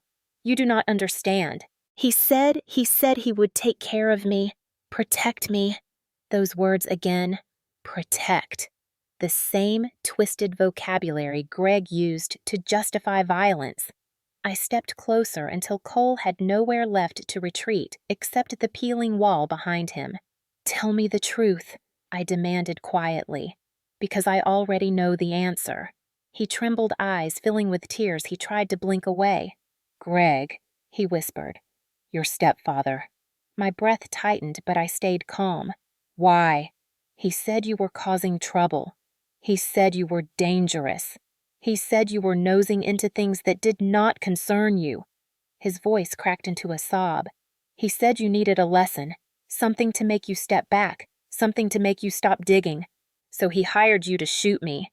Cole shook his head violently. "Not at first. First, he just wanted fear. Then he offered more. Said if an accident happened, if you died, no one would look at him. Said you were reckless. Said you drove late. Said the world would think it was a robbery or wrong place, wrong time." His face twisted with guilt. I did not want to. I needed the money. I thought it would be a miss. A warning shot near the car. But then he kept increasing the payment. He said you would not stop unless you were removed. Removed. The same word Greg used at the dinner table. Removed completely. My heart hammered so loudly I felt the pulse in my throat. "Do you have proof?" I asked. "Anything." Cole hesitated again, then reached for an old cracked phone on the counter. He held it like it might explode. "I recorded one call," he whispered. "Not for evidence, for protection. I thought if anything happened, I could prove I was following orders." His fingers shook uncontrollably as he scrolled. "It's voice only. No number showed up. Private line. But the voice, you will recognize it." He pressed play, and the recording filled the small room. Greg's voice. Calm, controlled, cold. "She is a liability. You understand me. Delete her. Clean. No mess. I will handle the rest." My stomach clenched so hard I felt nausea rise. Hearing him say it, hearing the man who raised me order my death the same way someone orders takeout broke something deep inside me that I did not know was still intact. "Delete her. Clean. No mess." Cole ended the recording with trembling hands. "I never wanted to kill anyone," he whispered. "I served. I had a purpose. But after discharge, after everything fell apart, he was the only one offering steady money." He wiped his face with the back of his hand. "I did not know he would go this far.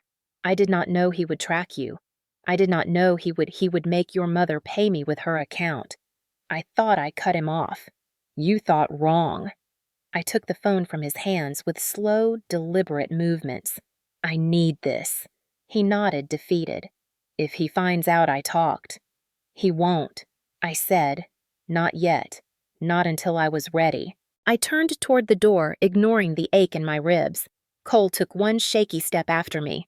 "Captain Ellington," he whispered. "He is planning something else. Something bigger." He said, after you, he was cleaning the house. Cleaning the house. My blood went cold. My mother. He meant my mother. I tightened my grip on the phone. "Thank you," I said. "But this is where you disappear. Far away. Tonight." He nodded, tears falling freely now as I stepped off his porch and into the cold evening air. The recording burned in my hand like a fuse. and I knew exactly where it needed to explode. The hunt was no longer theoretical. The evidence was real. The motive was clear. And now I had the truth in his own voice. Greg wanted me deleted, cleanly, quietly, permanently, but he failed. And now the daughter he underestimated was coming for him with intel evidence precision and fury. He thought he could erase me, but I was still alive, and now I was done running. I drove back toward Fort Liberty before the sun rose, the recording from Cole Brennan playing in my head over and over, each repetition sharpening my focus until every breath felt like strategy. The highway cut through the dark Carolina woods like a scar, and with every mile I felt myself shifting back into the disciplined, calculating officer the Army had shaped, not the wounded daughter Greg believed he could silence. By the time I reached the North Bragg Boulevard gate, the early morning fog had begun to lift, revealing the faint silhouette of the airfield. Womack's white roof gleamed faintly under the gray sky. Soldiers jogged in formation in the distance, boots striking pavement in steady rhythm, their cadences echoing through the cool air. Life at Fort Liberty moved forward with purpose. Now I had mine. I parked outside the CID building and walked in with a stiff, slow gait. My ribs protested with every step, but I kept my shoulders squared, my face calm. A sergeant at the front desk glanced up and blinked. "Captain Ellington, I thought you were still on medical." "I am," I replied. "And I need to see Captain Lewis. Now." His eyes widened slightly and he picked up the phone without another question. Moments later, Captain Aaron Lewis stepped out from his office. He had the kind of presence that gave away nothing tall, impeccably pressed uniform expression carved from stone. But when he saw me, his brows lifted with concern. "Ellington, what are you doing out of bed?" I walked past him into his office, shut the door, then set Cole's phone on his desk. He stared at it, then at me. I hit play. Greg's voice filled the small room like poison. "She is a liability. Delete her. Clean. No mess. I will handle the rest." When the recording ended, the silence was thick enough to choke on. Lewis exhaled once, slow and controlled. That was not disappointment or shock. It was the sound officers make when they switch into operational mode. "This is enough for probable cause," he said. "Enough to crush him once it is verified." A bitter laugh caught in my throat. "Crushing him is not the problem, sir. Exposing him is." Lewis studied me carefully. "I see. You want justice and closure, but you need impact." "Exactly." He leaned back in his chair, fingers steepled. "Hutton's reputation is strong in Fayetteville, former MP years of community appearances, veteran mentorship groups. If this drops quietly through the system, the story will become muddy. He will say the recording was manipulated. You were emotional. Brennan was unstable." He paused. "You want him cornered publicly. His lies must collapse in front of the very people he manipulated." "Yes." My answer was immediate. "Strong. This is not a case that should end in a hallway arrest." He used reputation as armor. "So I am going to take that armor off." Lewis nodded slowly as though weighing what I already knew. Then he tapped a file on his desk. "You are in luck, Captain. Your stepfather is scheduled to be honored next week at the Fayetteville Civic Center, Veterans Memorial Banquet. He will be the keynote speaker." My stomach clenched. Of course he would be. He had always been a master of managing image. Lewis continued. "He has been pushing to get back into the public spotlight for months. The committee approved him before we began suspecting anything. Now they are locked in, and so is he." I felt something ignite in my chest, a quiet, focused fire. "What exactly do you want to do?" Lewis asked. I already had the answer. I want the truth to play publicly on a screen he cannot control, in a room he cannot escape, in front of people who believed he was a protector. I want them to hear him order my death in his own voice. Lewis gave a single approving nod. "Then we build a public exposure strategy." I sat down across from him and we began drafting the framework. Step 1. Verify the recording with digital forensics so there would be no path for denial. Step 2. Cross-reference the account transfers from my mother's bank with shell invoices from Blue Ridge Maintenance. Step 3. Secure the weapon used in the attack through Brennan's testimony. Step 4. Notify the FBI field office once the evidence was compiled. Step 5. Prepare a warrant timed with the banquet. The last step was mine. Step 6. Deliver the exposure during Greg's keynote speech. The prospect did not make me nervous. Perhaps I had already been through enough. Perhaps nearly dying had stripped away the fear of confrontation. Or perhaps this was simply the clarity that comes when truth finally has a path. Lewis turned toward his screen and typed quickly. "I will handle the agency approvals," he said. "But Captain, understand this public exposure is powerful but dangerous. Once the lights dim and the recording plays, there is no turning back." I met his gaze, my voice steady. "Good. I am done turning back." He sat silently for a moment, then broke the tension with a faint smile. "Your father would be proud." The words hit deeper than he expected. My real father, Daniel Ellington, had died in Afghanistan when I was a child. He had been everything Greg was not: steady, kind, disciplined without cruelty. I straightened slightly. "Then, let us finish what he started." The rest of the day moved like a classified mission. I rewrote my notes into formal affidavits. CID specialists pulled the metadata from Cole's phone and confirmed the integrity of the recording. A financial forensic analyst traced the $12,000 transfer directly back to my mother's joint account, an account Greg controlled. Everything lined up. Every lie Greg told unraveled. Every threat he made surfaced. Every shadow he hid behind dissolved under the fluorescent lights of evidence. By early evening, Lewis called me back into his office. "Ellington, everything is verified. The FBI will be present at the banquet. If you want to proceed, you will present the file to General Harrington tomorrow." My heart thudded against my ribcage, but it was not fear. It was readiness. "Yes, sir." Then he stopped me at the door. "One more thing.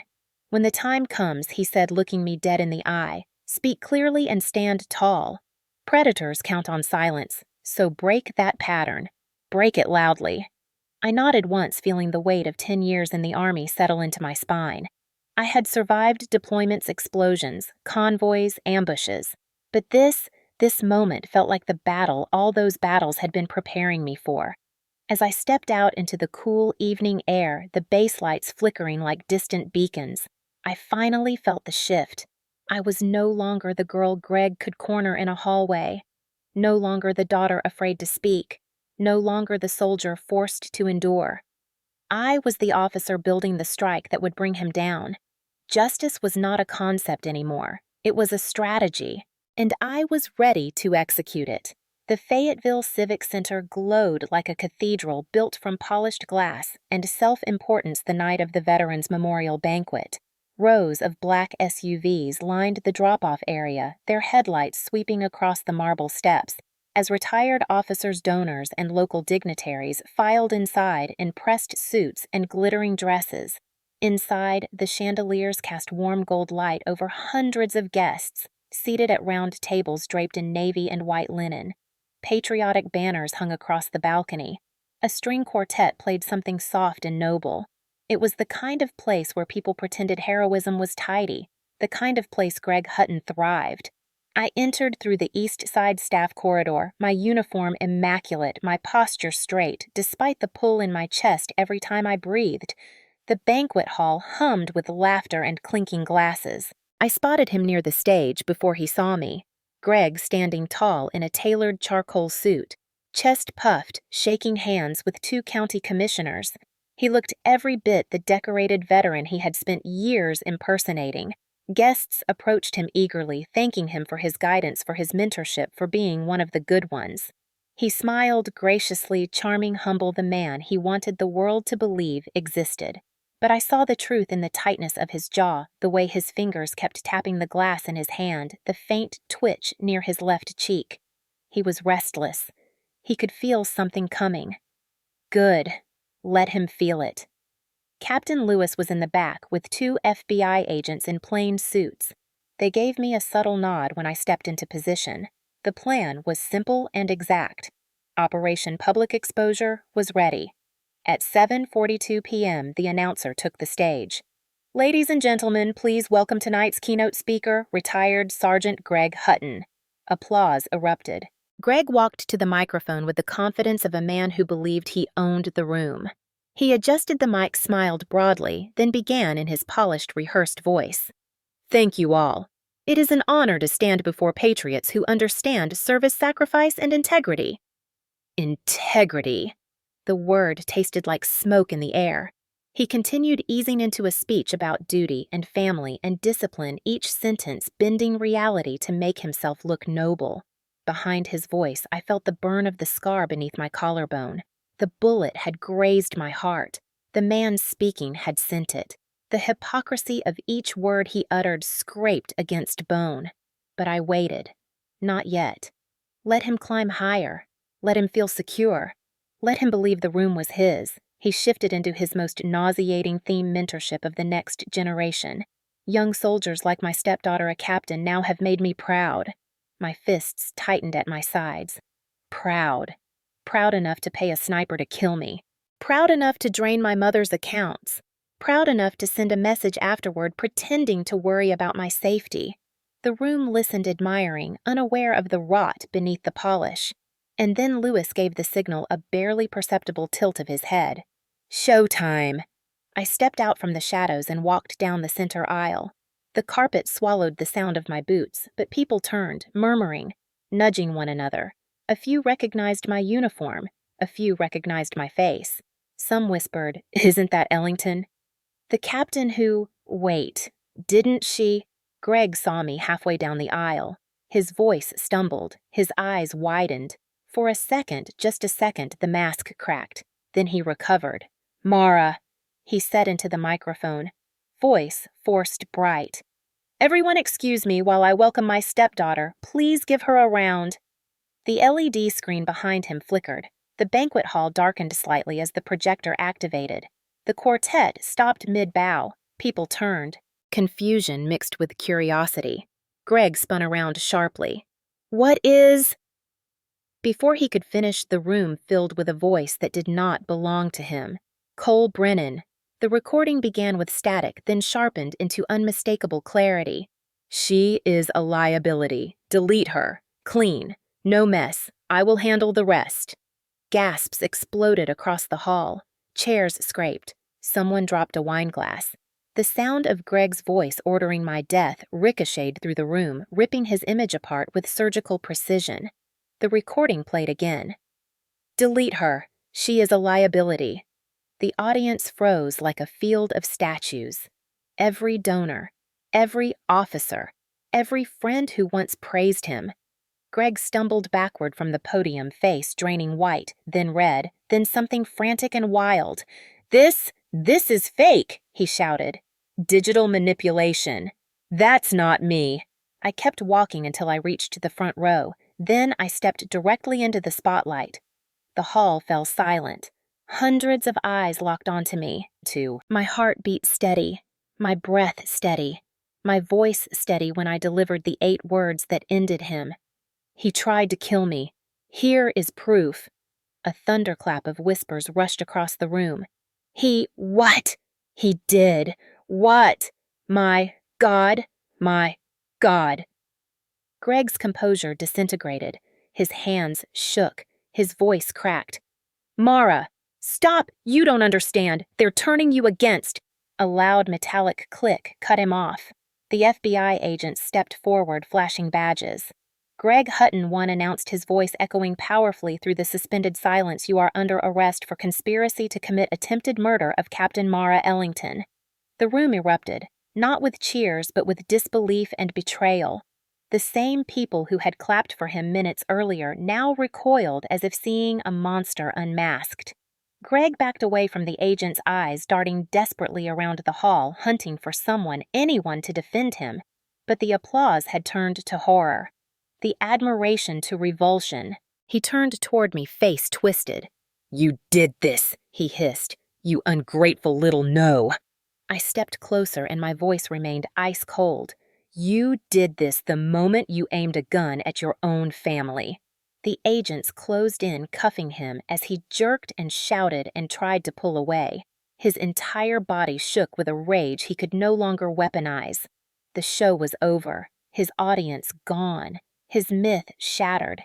As they dragged him past me, his eyes were wild. "I will ruin you," he snarled. Everything you have, I cut him off with one calm sentence spoken for him and for every terrified version of me he once controlled. You already lost. The chandeliers above us glimmered cold and bright. The banquet hall watched as the hero they once worshipped was led away in handcuffs, the truth still echoing through the speakers. Delete her. She is a liability. And over it all, my 8 words hovered like a verdict. He tried to kill me. Here is proof. The night the banquet was supposed to honor him became the night the world finally saw him. Unmasked, unprotected, undone. Public exposure had not just worked, it had detonated, and I stood there breathing through the ache in my chest, knowing this was only the beginning. Justice had begun its march. The moment Greg's wrists were cuffed, the atmosphere inside the Civic Center shifted from shocked silence to a kind of collective exhale, the sound a room makes when it realizes the villain was standing at the podium the whole time. The chandeliers still glowed with warm golden light, but nothing about the scene felt warm anymore. It felt surgical, like the truth had just carved open the illusion everyone thought they knew. But the real collapse, the moment that would satisfy every viewer who'd ever survived a controlling family member, had not happened yet. That came next. The double doors at the back of the hall burst open with a sharp metallic clang. The Fayetteville Police Department entered in formation, flanked by 2 CID agents in tactical gear. Their boots struck the marble floor with hard, controlled precision. Every head in the banquet turned, every voice stilled.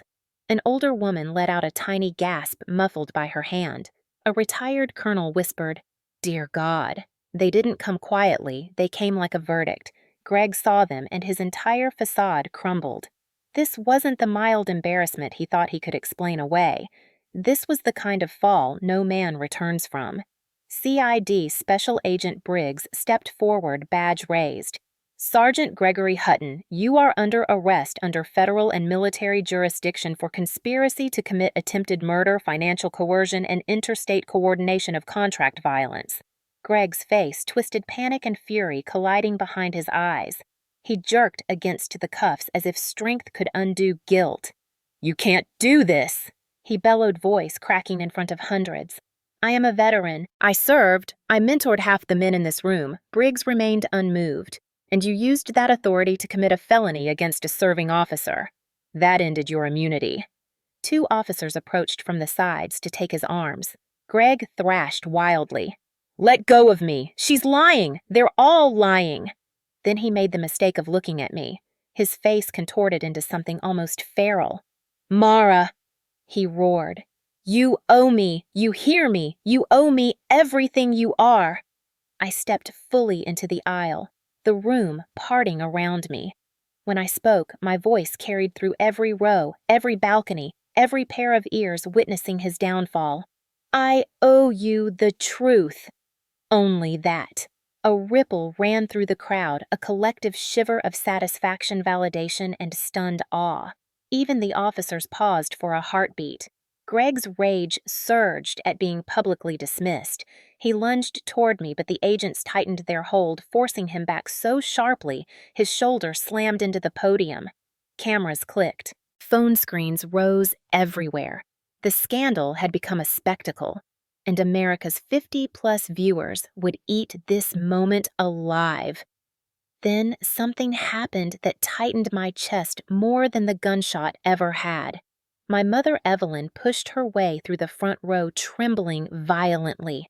Her hair shook, her breath came in short gasps. "Mara," she whispered, reaching toward me with fingers that quivered like frightened wings. Then she saw Greg, her husband of 20 years, being yanked backward by law enforcement. Her knees buckled. She collapsed to the floor, one hand gripping the edge of a tablecloth, the other clutching her chest. A woman beside her knelt to steady her, murmuring something soft. I moved instinctively, stepping toward her. "Mom." But she shook her head sharply, tears streaking down her cheeks. "I didn't know. I swear, I didn't know." Greg snarled from across the room. "Yes, you did." His spit hit the polished floor as he struggled against the officers. "You knew everything." "I told you she was dangerous." Evelyn sobbed harder, shaking uncontrollably. The horror on her face said everything. She hadn't known the full truth, but she had known enough to be afraid, enough to look away, enough to survive by silence, not by choice. For the first time, the audience saw her clearly not as Greg's loyal wife, but as his hostage. Greg tried to twist the narrative again. Evelyn, tell them. She's lying.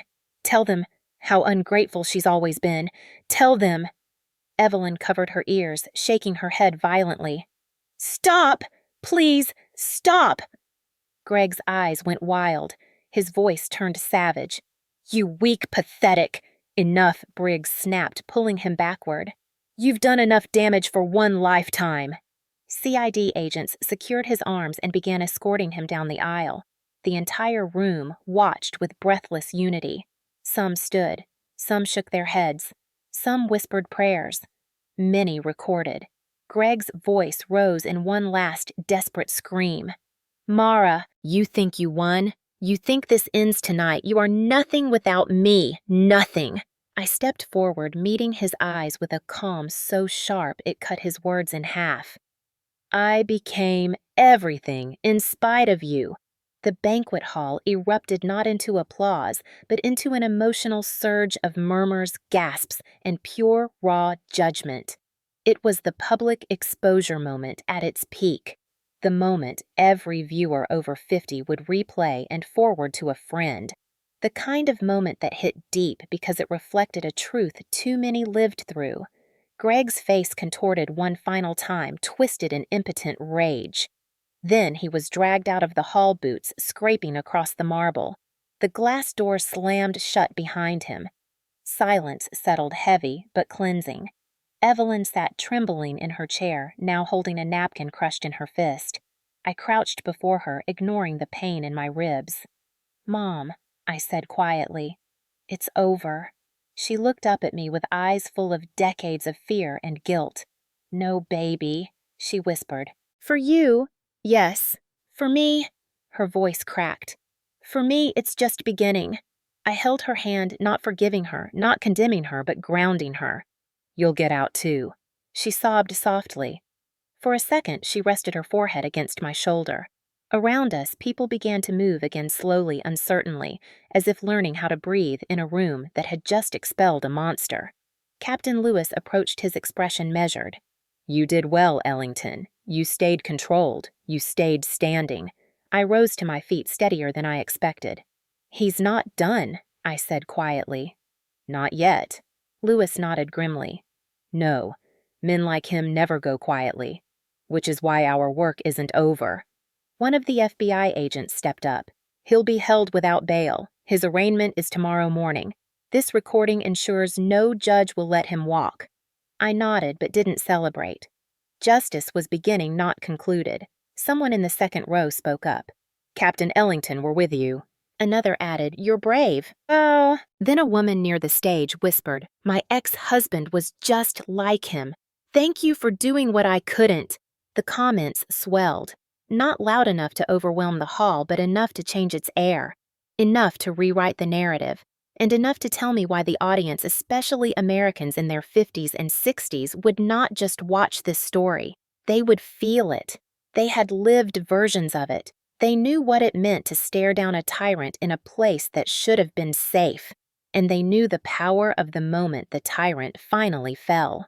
As the last of the law enforcement vehicles pulled away from the Civic Center, I stood beneath the now quiet chandeliers, letting the reality wash through my lungs. Greg was no longer a threat in the shadows. He was a criminal in custody, exposed, collapsed, defeated, and I had spoken the words that ripped away his mask. I owe you the truth. Nothing more. The night wasn't peaceful, but it was the first night in years that didn't feel like war. 3 months passed like a slow thaw, the kind that feels warm on the surface, but still hides thick layers of ice beneath. Spring had reached Fort Liberty by then, softening the air, warming the ground, and filling the barracks with a kind of restless energy. Soldiers trained with more cadence in their voices, more laughter in the hallways. Even my own breathing felt steadier, deeper, less punctured by memory and pain. But healing is never a straight line. Some days I moved through my schedule as if nothing had ever happened.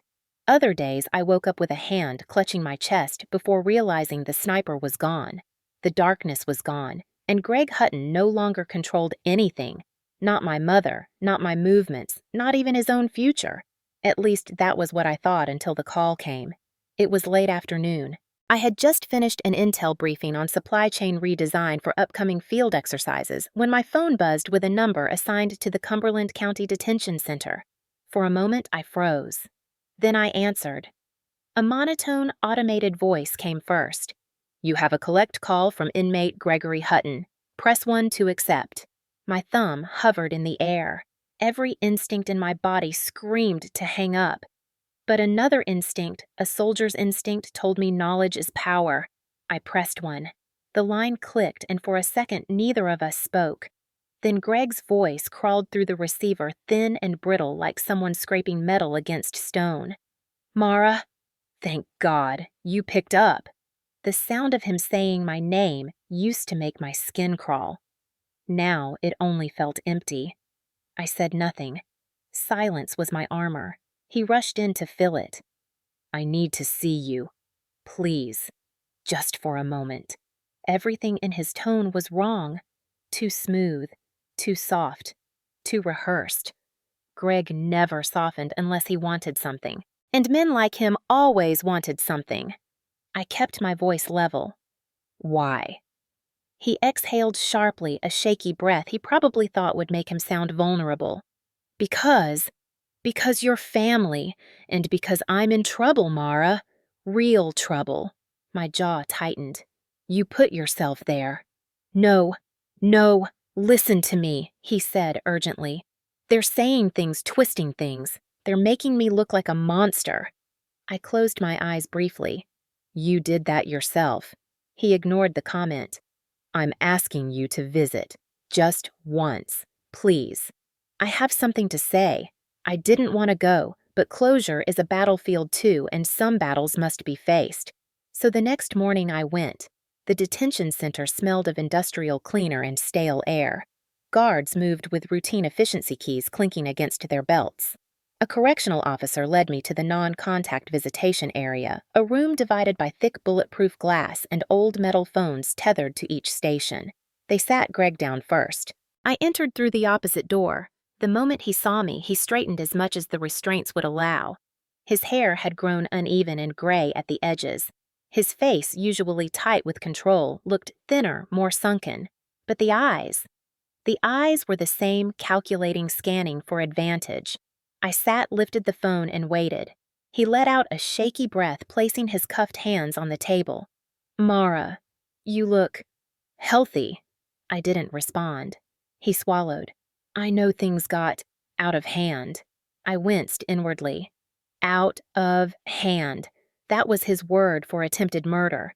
He continued, voice trembling just enough to sound like remorse, but too measured to be real. I've had a lot of time to think in here. About you. About family. About mistakes. I raised one eyebrow. Mistakes. He nodded quickly. Yes. Yes, mistakes. I admit things got heated. I was under pressure. Money. Your mother's health. My work. I didn't interrupt. I wanted to hear the script he'd prepared. He leaned closer to the glass. I never meant for you to be hurt. That wasn't what I intended. I almost laughed out loud. The recording of him ordering my execution flashed in my mind. Delete her! No mess! I kept my voice steady. Then, what did you intend? He flinched. I was trying to scare you off. You were digging where you shouldn't, asking questions that put us all in danger. Us! His favorite manipulation using the illusion of shared identity. I sat still. He rushed on, desperate now. Look, I need your help. The public turned on me after that. Stunt you pulled. My lawyer's useless. They're talking 20 years. Maybe more. I felt nothing. Not anger. Not pity. Just a clarity so sharp it grounded me. What do you want from me? I asked. He leaned so close his breath fogged the glass. Testify for me. Say Brennan manipulated you. Say you misheard the recording. Say you acted out of trauma. Say anything that gets me out of this mess. My stomach turned. There it was, the audacity return, the last grasp of a man who lost everything and still wanted control. Greg's voice cracked. "Please, Mara, you're my daughter. I deserve no." The word escaped my mouth before he finished, clear, flat, final. He blinked. "What?" I repeated slowly. "No." He stared, stunned that anyone would deny him. I continued, "You want forgiveness. You want loyalty. You want me to throw myself under a bus so you can pretend you're still the man people once admired. But I am not your shield, not your daughter, not your alibi." He shook his head violently. "No, no. You owe me for raising you. You owe me for every I interrupted quietly. I owe you nothing. You tried to kill me. And my mother." He went pale. I pressed on. "You didn't make a mistake. You made a choice. Many choices. Long before that bullet was fired." His mouth twisted. "You can't do this to me. I'm family." I leaned forward until my reflection merged with his through the glass. "Family doesn't aim a sniper rifle at your heart." He bared his teeth in a snarl. "You think you're better than me." I didn't blink. "No," I said softly. "I became better in spite of you." His face crumpled, rage fracturing into something raw and terrified beneath it. He swallowed, voice trembling now in genuine panic. "Mara, please, please, I can't survive in here. They're talking about transferring me. You're the only one who can still help." I sat straighter. "Forgiveness is your road, Greg. Justice is mine." Something inside him broke. Completely. His shoulders slumped, his eyes went hollow, his breath hitched in shallow bursts. I watched the collapse not with pleasure, but with the detached clarity of a soldier observing an enemy's surrender. He whispered one final attempt. "Mara, don't leave me here." I met his gaze without flinching. "I already left you the night you pulled that trigger." He pressed his forehead against the glass hands, trembling. "Please, please, please." I set the phone down, gently stood, and straightened my uniform. A guard moved to escort me out. As I walked toward the door, Greg's voice rose in a broken, jagged cry. "Mara, don't do this. Mara, come back, come back." But I didn't. I walked through the exit, the metal door clanging shut behind me with the sound of finality. Outside, the air was warm and bright. A line of dogwoods bloomed along the edge of the parking lot, white petals shaking softly in the breeze. I stood still for a moment, letting the sunlight touch my face. I didn't feel triumphant. I didn't feel guilty. I felt free, truly free. For the first time in 32 years, I didn't feel Greg's shadow on my spine. My hands were steady, my breath deep. My heart, scarred but beating strong, carried no weight that belonged to him anymore. Closure didn't arrive in a burst of emotion. It arrived in the quiet, in the calm, in the choice to walk away. Greg had begged for forgiveness, but he wasn't asking for healing. He was asking for escape, and I didn't give him either, because he didn't need my forgiveness. He needed consequences, and I needed my life back. And finally, I had it. Leaving Wilmington after Greg's attempt to claw his way back into my life felt less like a relocation and more like an exhale I had been holding since childhood finally breaking free. 3 months after that prison visitation, the last thread binding me to that city snapped quietly inside me, and I knew it was time to build a life that wasn't shaped by trauma or threat or the constant hum of vigilance that had followed me for decades. I did not want to rebuild in Fayetteville, where the echoes of the banquet still lived. I did not want to rebuild in Wilmington, where every street corner held a memory of Greg's shadow. I wanted water, wind, quiet, space.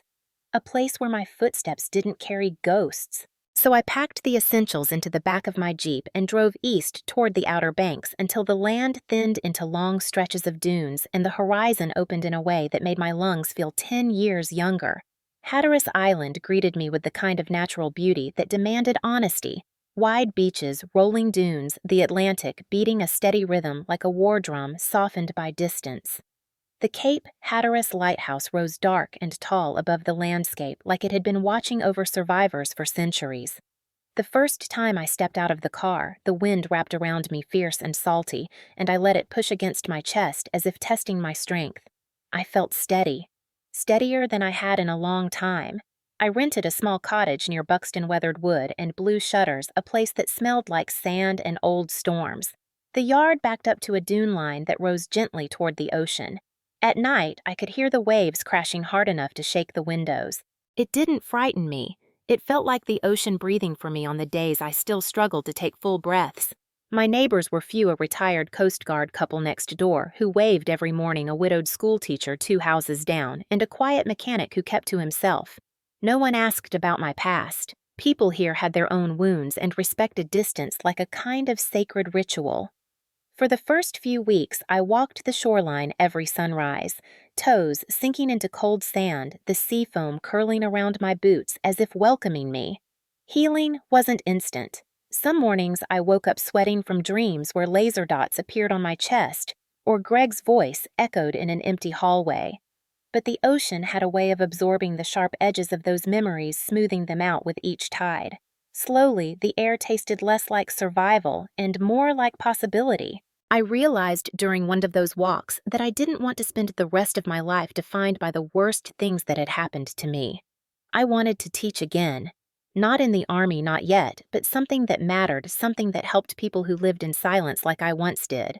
That was how Second Tour began, not as an organization, not even as a class, but as a quiet idea I couldn't shake. The concept was simple. A small weekly gathering for women who had survived abuse manipulation or coercive control, especially those connected to military families.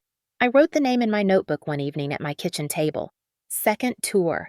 Because for many of us, life after trauma is exactly that. Another deployment, another mission, one we never volunteered for but must navigate anyway. I put up a small handwritten flyer in the Buxton post office, another at the grocery store in Avon, and one more in the break room of a surf shop whose owner had told me his sister went through hell with an ex-Marine. I expected 2 or 3 women to show up. The first night 12 came. They entered the community center room quietly, shoulders hunched, eyes wary the way people look when they've been punished for speaking too loudly. Some were military wives. Some were daughters of veterans. Some were retirees. One was a grandmother who had finally left her abusive husband at 63. They sat in a circle while the fluorescent lights hummed above us. No one spoke at first. Trauma has its own gravity, and people orbit in silence until someone breaks it. I did not plan to lead with my story, but when I saw their hands trembling just like mine once did, I realized someone had to go first. So I told them. I told them about Wilmington, about Greg, about the night at the base gate, about the bullet, about the lies, about the silence my mother lived in for years, about the moment I walked away from him for the last time. I didn't dramatize it. I didn't minimize it. I told it the way a soldier gives a report, clear, factual, but carrying the weight of lived experience. When I finished, one woman whispered, barely audible, I thought I was alone. Another murmured, I haven't told anyone my story in 40 years. By the end of the session, the atmosphere in the room felt different, not lighter, but less suffocating. Like everyone had taken their first full breath in a long time. The class became weekly then, twice weekly. Word spread quietly along the island like tidewater sinking into the dunes. Women arrived one by one. Some spoke. Some stayed silent for months. Some cried. Some didn't. I never pushed. Healing is not a military drill. It's not linear or predictable. It's a shoreline, sometimes calm, sometimes violent, always shifting. I taught them grounding exercises I learned in combat stress training. I taught them threat awareness so they could understand their instincts weren't paranoia, they were survival. I taught them how to rebuild confidence through small, deliberate choices. Walking into a room, intentionally breathing from the diaphragm, speaking one sentence clearly even if their voice shook. And eventually I taught them what saved me most, reclaiming narrative. Telling your story before someone else tells it for you. The more I taught, the more my own voice grew stronger. Not louder, just steadier, cleaner anchored. One afternoon, months into the program, the widow from 2 houses down approached me after class. She was small, wiry, with silver hair pinned in a bun. She pressed a hand over her heart and said, You know, dear, The ocean brings storms, but it also washes everything clean if you give it time. You're doing that for them, and maybe for yourself too. I drove home that night with the windows rolled down, the salt from the air curling into the car like a blessing. She was right. Week by week, I felt the old armor I had worn for decades loosen, just enough for light to enter. The nightmares faded in intensity. The scar on my chest softened. The pressure behind my ribs eased, and for the first time since childhood, my life did not revolve around checking corners, anticipating footsteps, or rehearsing escape routes. I learned to make coffee without scanning the window. I learned to sleep with the door unlocked for the first hour before instinct woke me to lock it. I learned to sit on the sand without facing the dunes. I learned to exist without watching my back every second. And in teaching others to speak, I reclaimed my own voice fully. Sometimes on clear evenings, I walked to the shore and watched the lighthouse sweep its beam across the dark ocean. Every rotation felt like a reminder you survived, and now you guide. Hatteras did not erase my past. It did not erase the pain or the betrayal or the years I lost to silence. But it gave me something better, a place to rebuild, a place to breathe, a place to become someone more than a wound that kept bleeding. Second Tour grew slowly but strongly, a small community of women who looked at one another not with pity but with recognition. Every time someone found her voice again, every time someone stood a little taller, every time someone finally walked into the room without shrinking, I felt something healing deep inside my own chest. Freedom is not loud, not at first. It is quiet like ocean wind through dunes, steady like a lighthouse beam, soft like survivors finding each other in the dark. Out here on this long, thin island where the world feels far away and the Atlantic never stops moving, I was finally learning the truth I spent years fighting for. Justice had saved my life, but healing was giving me a new one. Freedom does not arrive with trumpets or fireworks or the dramatic swell of a soundtrack the way movies like to pretend. It arrives in small breaths, small choices, and small quiet moments most people walk past without noticing. That was what I learned during my first full summer on Hatteras Island, where the waves never stop moving and the horizon never stops stretching. Healing was not a destination, but a rhythm one the ocean had known for thousands of years. And eventually, I began to move with it. By August, Second Tour had grown into a steady, steady-hearted circle of women who greeted each other with nods of recognition instead of flinches of fear. Every session made me more certain that I had chosen the right place to rebuild a life. But closure, the kind that settles into your bones, did not come from teaching classes or watching the sunrise over the dunes. It came from an object I had tried to forget but could not ignore. One morning, when the sky was a pale lavender and the fishing boats were still sliding out of the harbor, I opened a drawer I had not touched since the day I moved in. Inside it sat the small battered green notebook I had kept throughout the investigation, the one filled with dates, timestamps, withdrawals, threats, fragments of conversations with my mother, and the training notes that had saved my life. It was the notebook I had carried into battle against Greg. Every page held a piece of the worst chapter of my life, and now that chapter was over. But I could not just throw it away. Soldiers do not discard their missions, they lay them to rest. That afternoon when the sun climbed high and the wind softened, I tucked the notebook under my arm and walked alone toward the dunes. The sand was warm beneath my feet as I crossed the ridge. Beyond it, the Atlantic sprawled endlessly, waves rolling in heavy, steady breaths as if the ocean itself were alive and listening. I walked until I reached a quiet stretch of beach where the shoreline curved in a gentle crescent, a place where no footprints broke the sand except the occasional gulls. The lighthouse beam swept across the horizon even in daylight, faint but constant. It felt like my father's hand on my shoulder. My real father. Captain Daniel Ellington had been the kind of man who served with integrity, the kind who believed leadership meant lifting others, not crushing them. I had only a few memories of him, but every one felt like truth. The warmth in his eyes, the way he lifted me onto his shoulders, the way he knelt down so we were eye level when he spoke. I used to think losing him meant losing safety, but standing there, wind in my hair and the weight of the old notebook in my hands, I realized something I hadn't allowed myself to see. His strength had never left me, It had lived in the choices I made, in the courage I grew, in the life I fought for, even when someone tried to erase it. Greg had tried to twist my story into one of fear, but my father's legacy had pulled me back into the light. I knelt in the sand and dug a small hollow with my hands. The notebook felt heavier than it should have, like it carried not just facts, but memories, consequences, and scars. I ran my thumb along its worn spine one last time. Then I whispered softly enough that only the wind and maybe my father could hear. "This chapter is finished." I placed the notebook in the hollow and covered it with sand, smoothing the surface gently until no trace of it remained. The finality of the gesture sent a long shiver through me. Not fear, but release. A letting go, the kind of quiet ending I had never dared imagine. When I stood, the sky had shifted into late afternoon tones, amber gold and deep coral streaking across the horizon. The water turned reflective, shimmering like sheets of molten copper. I walked closer to the shoreline as the tide crept in. Each wave curled around my ankles before sliding back, leaving foamy trails like delicate lace. The ocean spoke in rhythms older than grief, older than fear, older than every wound I had carried. I breathed deeply, letting the taste of salt and sun settle in my lungs. For the first time in my life, I didn't feel watched. I didn't feel cornered. I didn't feel hunted. I felt present, alive, whole.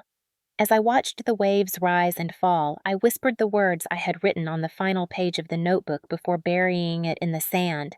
They were not dramatic. They were not poetic. They were simply true. Freedom begins when we stop being afraid of the truth. Saying it aloud loosened a knot in my chest I did not even know I still carried. The truth had nearly killed me, but it had also saved me. It had pulled me out of Wilmington, out of the shadows, out of the places Greg had tried to trap me. It had carried me to Hatteras, to the shoreline where I was learning how to breathe again. As the sun dipped lower, the wind brushed my cheek gently, almost like a hand. I imagined my father standing beside me, not as a memory, but as a presence, steady, quiet, and proud. I never had the chance to show him the officer I became, the woman I became, the survivor I became. But standing there with the lighthouse beam sweeping across the twilight and the ocean humming its ancient hymn, I felt something settle deep within me. He would have known. He would have seen me. He would have loved who I had become. I stayed there until the sun slipped behind the horizon entirely and the sky faded into deep violet streaked with the first stars. The lighthouse rotated slowly behind me, casting its protective glow across the waves. People often assume freedom is loud, a declaration, a scream, a breaking of chains. But that night, I understood the truth. Freedom is quiet. It is the stillness after the storm, the peace after the last battle is fought, the space you make inside yourself where fear once lived, the moment you choose your future, not your past. As I walked back toward my cottage, sand soft beneath my feet and the air cooling around me, I realized something else. My life was no longer about survival. It was about living, fully, honestly, and without apology. The ocean roared behind me, strong and endless, but it no longer felt like something I needed to guard against. It felt like something walking beside me, carrying me forward, whispering, "You're home now." And for the first time in 32 years, I believed it. Have you ever trusted someone simply because they shared your blood, only to wake up one day and realize that the person who should have protected you was the one tightening their grip around your throat? Have you ever felt the room freeze around you while your own family insisted you stay quiet? Look down, behave, tolerate, survive. Have you ever stood in a place where the truth was so heavy it made your ribs ache, and yet everyone around you kept pretending they didn't see the bruises, the silence, the fear? Have you ever carried a story so painful that even speaking it aloud felt like betrayal, but keeping it inside felt like slow suffocation? Because if you have, then you understand Captain Mara Ellington more than you think. People like Greg do not arrive as villains. They arrive as order, discipline, protection routine. They build a cage so slowly that by the time you realize you're trapped, the door has already rusted shut. And the worst part isn't always the violence. It isn't the raised voice, or the slammed door, or even the moment the crosshairs settle on your chest.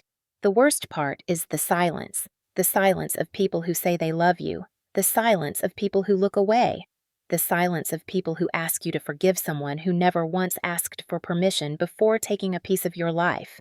That silence is what almost killed Mara, and maybe it's what nearly drowned you too. Maybe your Greg wasn't a stepfather. Maybe your Greg was a mother who called you dramatic or ungrateful or too sensitive. Maybe your Greg was a sibling who twisted every truth until you doubted your own memory. Maybe your Greg was a partner, someone who swore they loved you while slowly cutting away everything that made you yourself. Or maybe your Greg was a community, a church, a workplace, a place where you gave all of yourself and got only fear in return. Maybe you know exactly what it feels like to be told to stay quiet for the sake of peace. Even when peace was the lie that kept you small, the truth is this: you do not owe anyone silence. You do not owe anyone forgiveness on their terms. You do not owe anyone the version of you that keeps them comfortable while breaking you apart piece by piece. That is why Captain Mara Ellington stood up in that banquet hall and said 8 words that cracked open 2 decades of fear. He tried to kill me. Here is proof, and maybe that is why you are still reading this, because somewhere inside you there is a voice that has been aching to say, I am done being afraid. I am done letting people rewrite what happened to me. I am done shrinking so others can stand taller. I am done letting the loudest person in the room be the one who hurt me most. Maybe your story doesn't include snipers or uniforms or courtrooms. Maybe your story is quieter but no less scarring.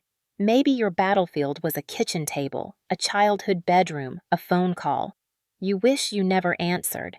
Maybe your injury was not a bullet but a sentence that still echoes in your bones. The truth is this pain has many languages, but survival has only one. And Mara spoke it the moment she walked away from Greg. Not with fear, not with apology, but with clarity. That is the moment that changes everything. The moment a survivor realizes they are not trapped, they are transforming, they are taking back the narrative word by word, breath by breath, heartbeat by heartbeat. And if you felt even a flicker of recognition while reading Mara's journey, then maybe you are transforming too. And maybe you needed to hear this tonight. You are not foolish for trusting someone who betrayed you. You are not weak for staying longer than you should have. You are not dramatic for calling what happened to you what it truly was. You are not wrong for choosing yourself. You are not alone, not ever. So now I want to hear from you. Not because your story must match Mara's, but because your voice matters and because speaking your truth even in one sentence is a kind of freedom. Have you ever been betrayed by someone who shared your blood, your home, your last name, and everyone around you acted like they didn't see it? Have you ever been the one who broke the cycle while others begged you to stay silent? Have you ever reclaimed your life from someone who thought you'd never walk away? If this story hit close to home, even a little, tell me where you're watching from.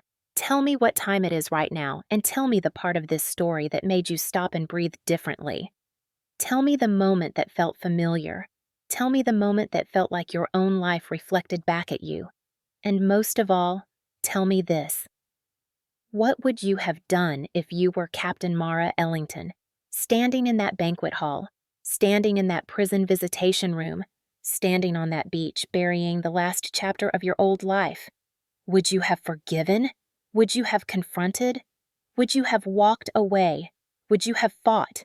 Would you have chosen peace, justice, or both?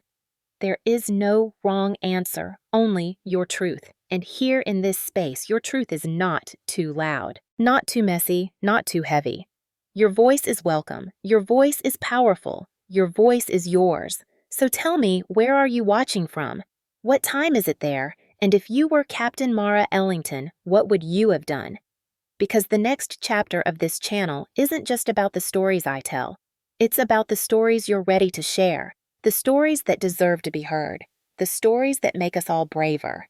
Freedom begins when we stop being afraid of the truth. So, tell me yours.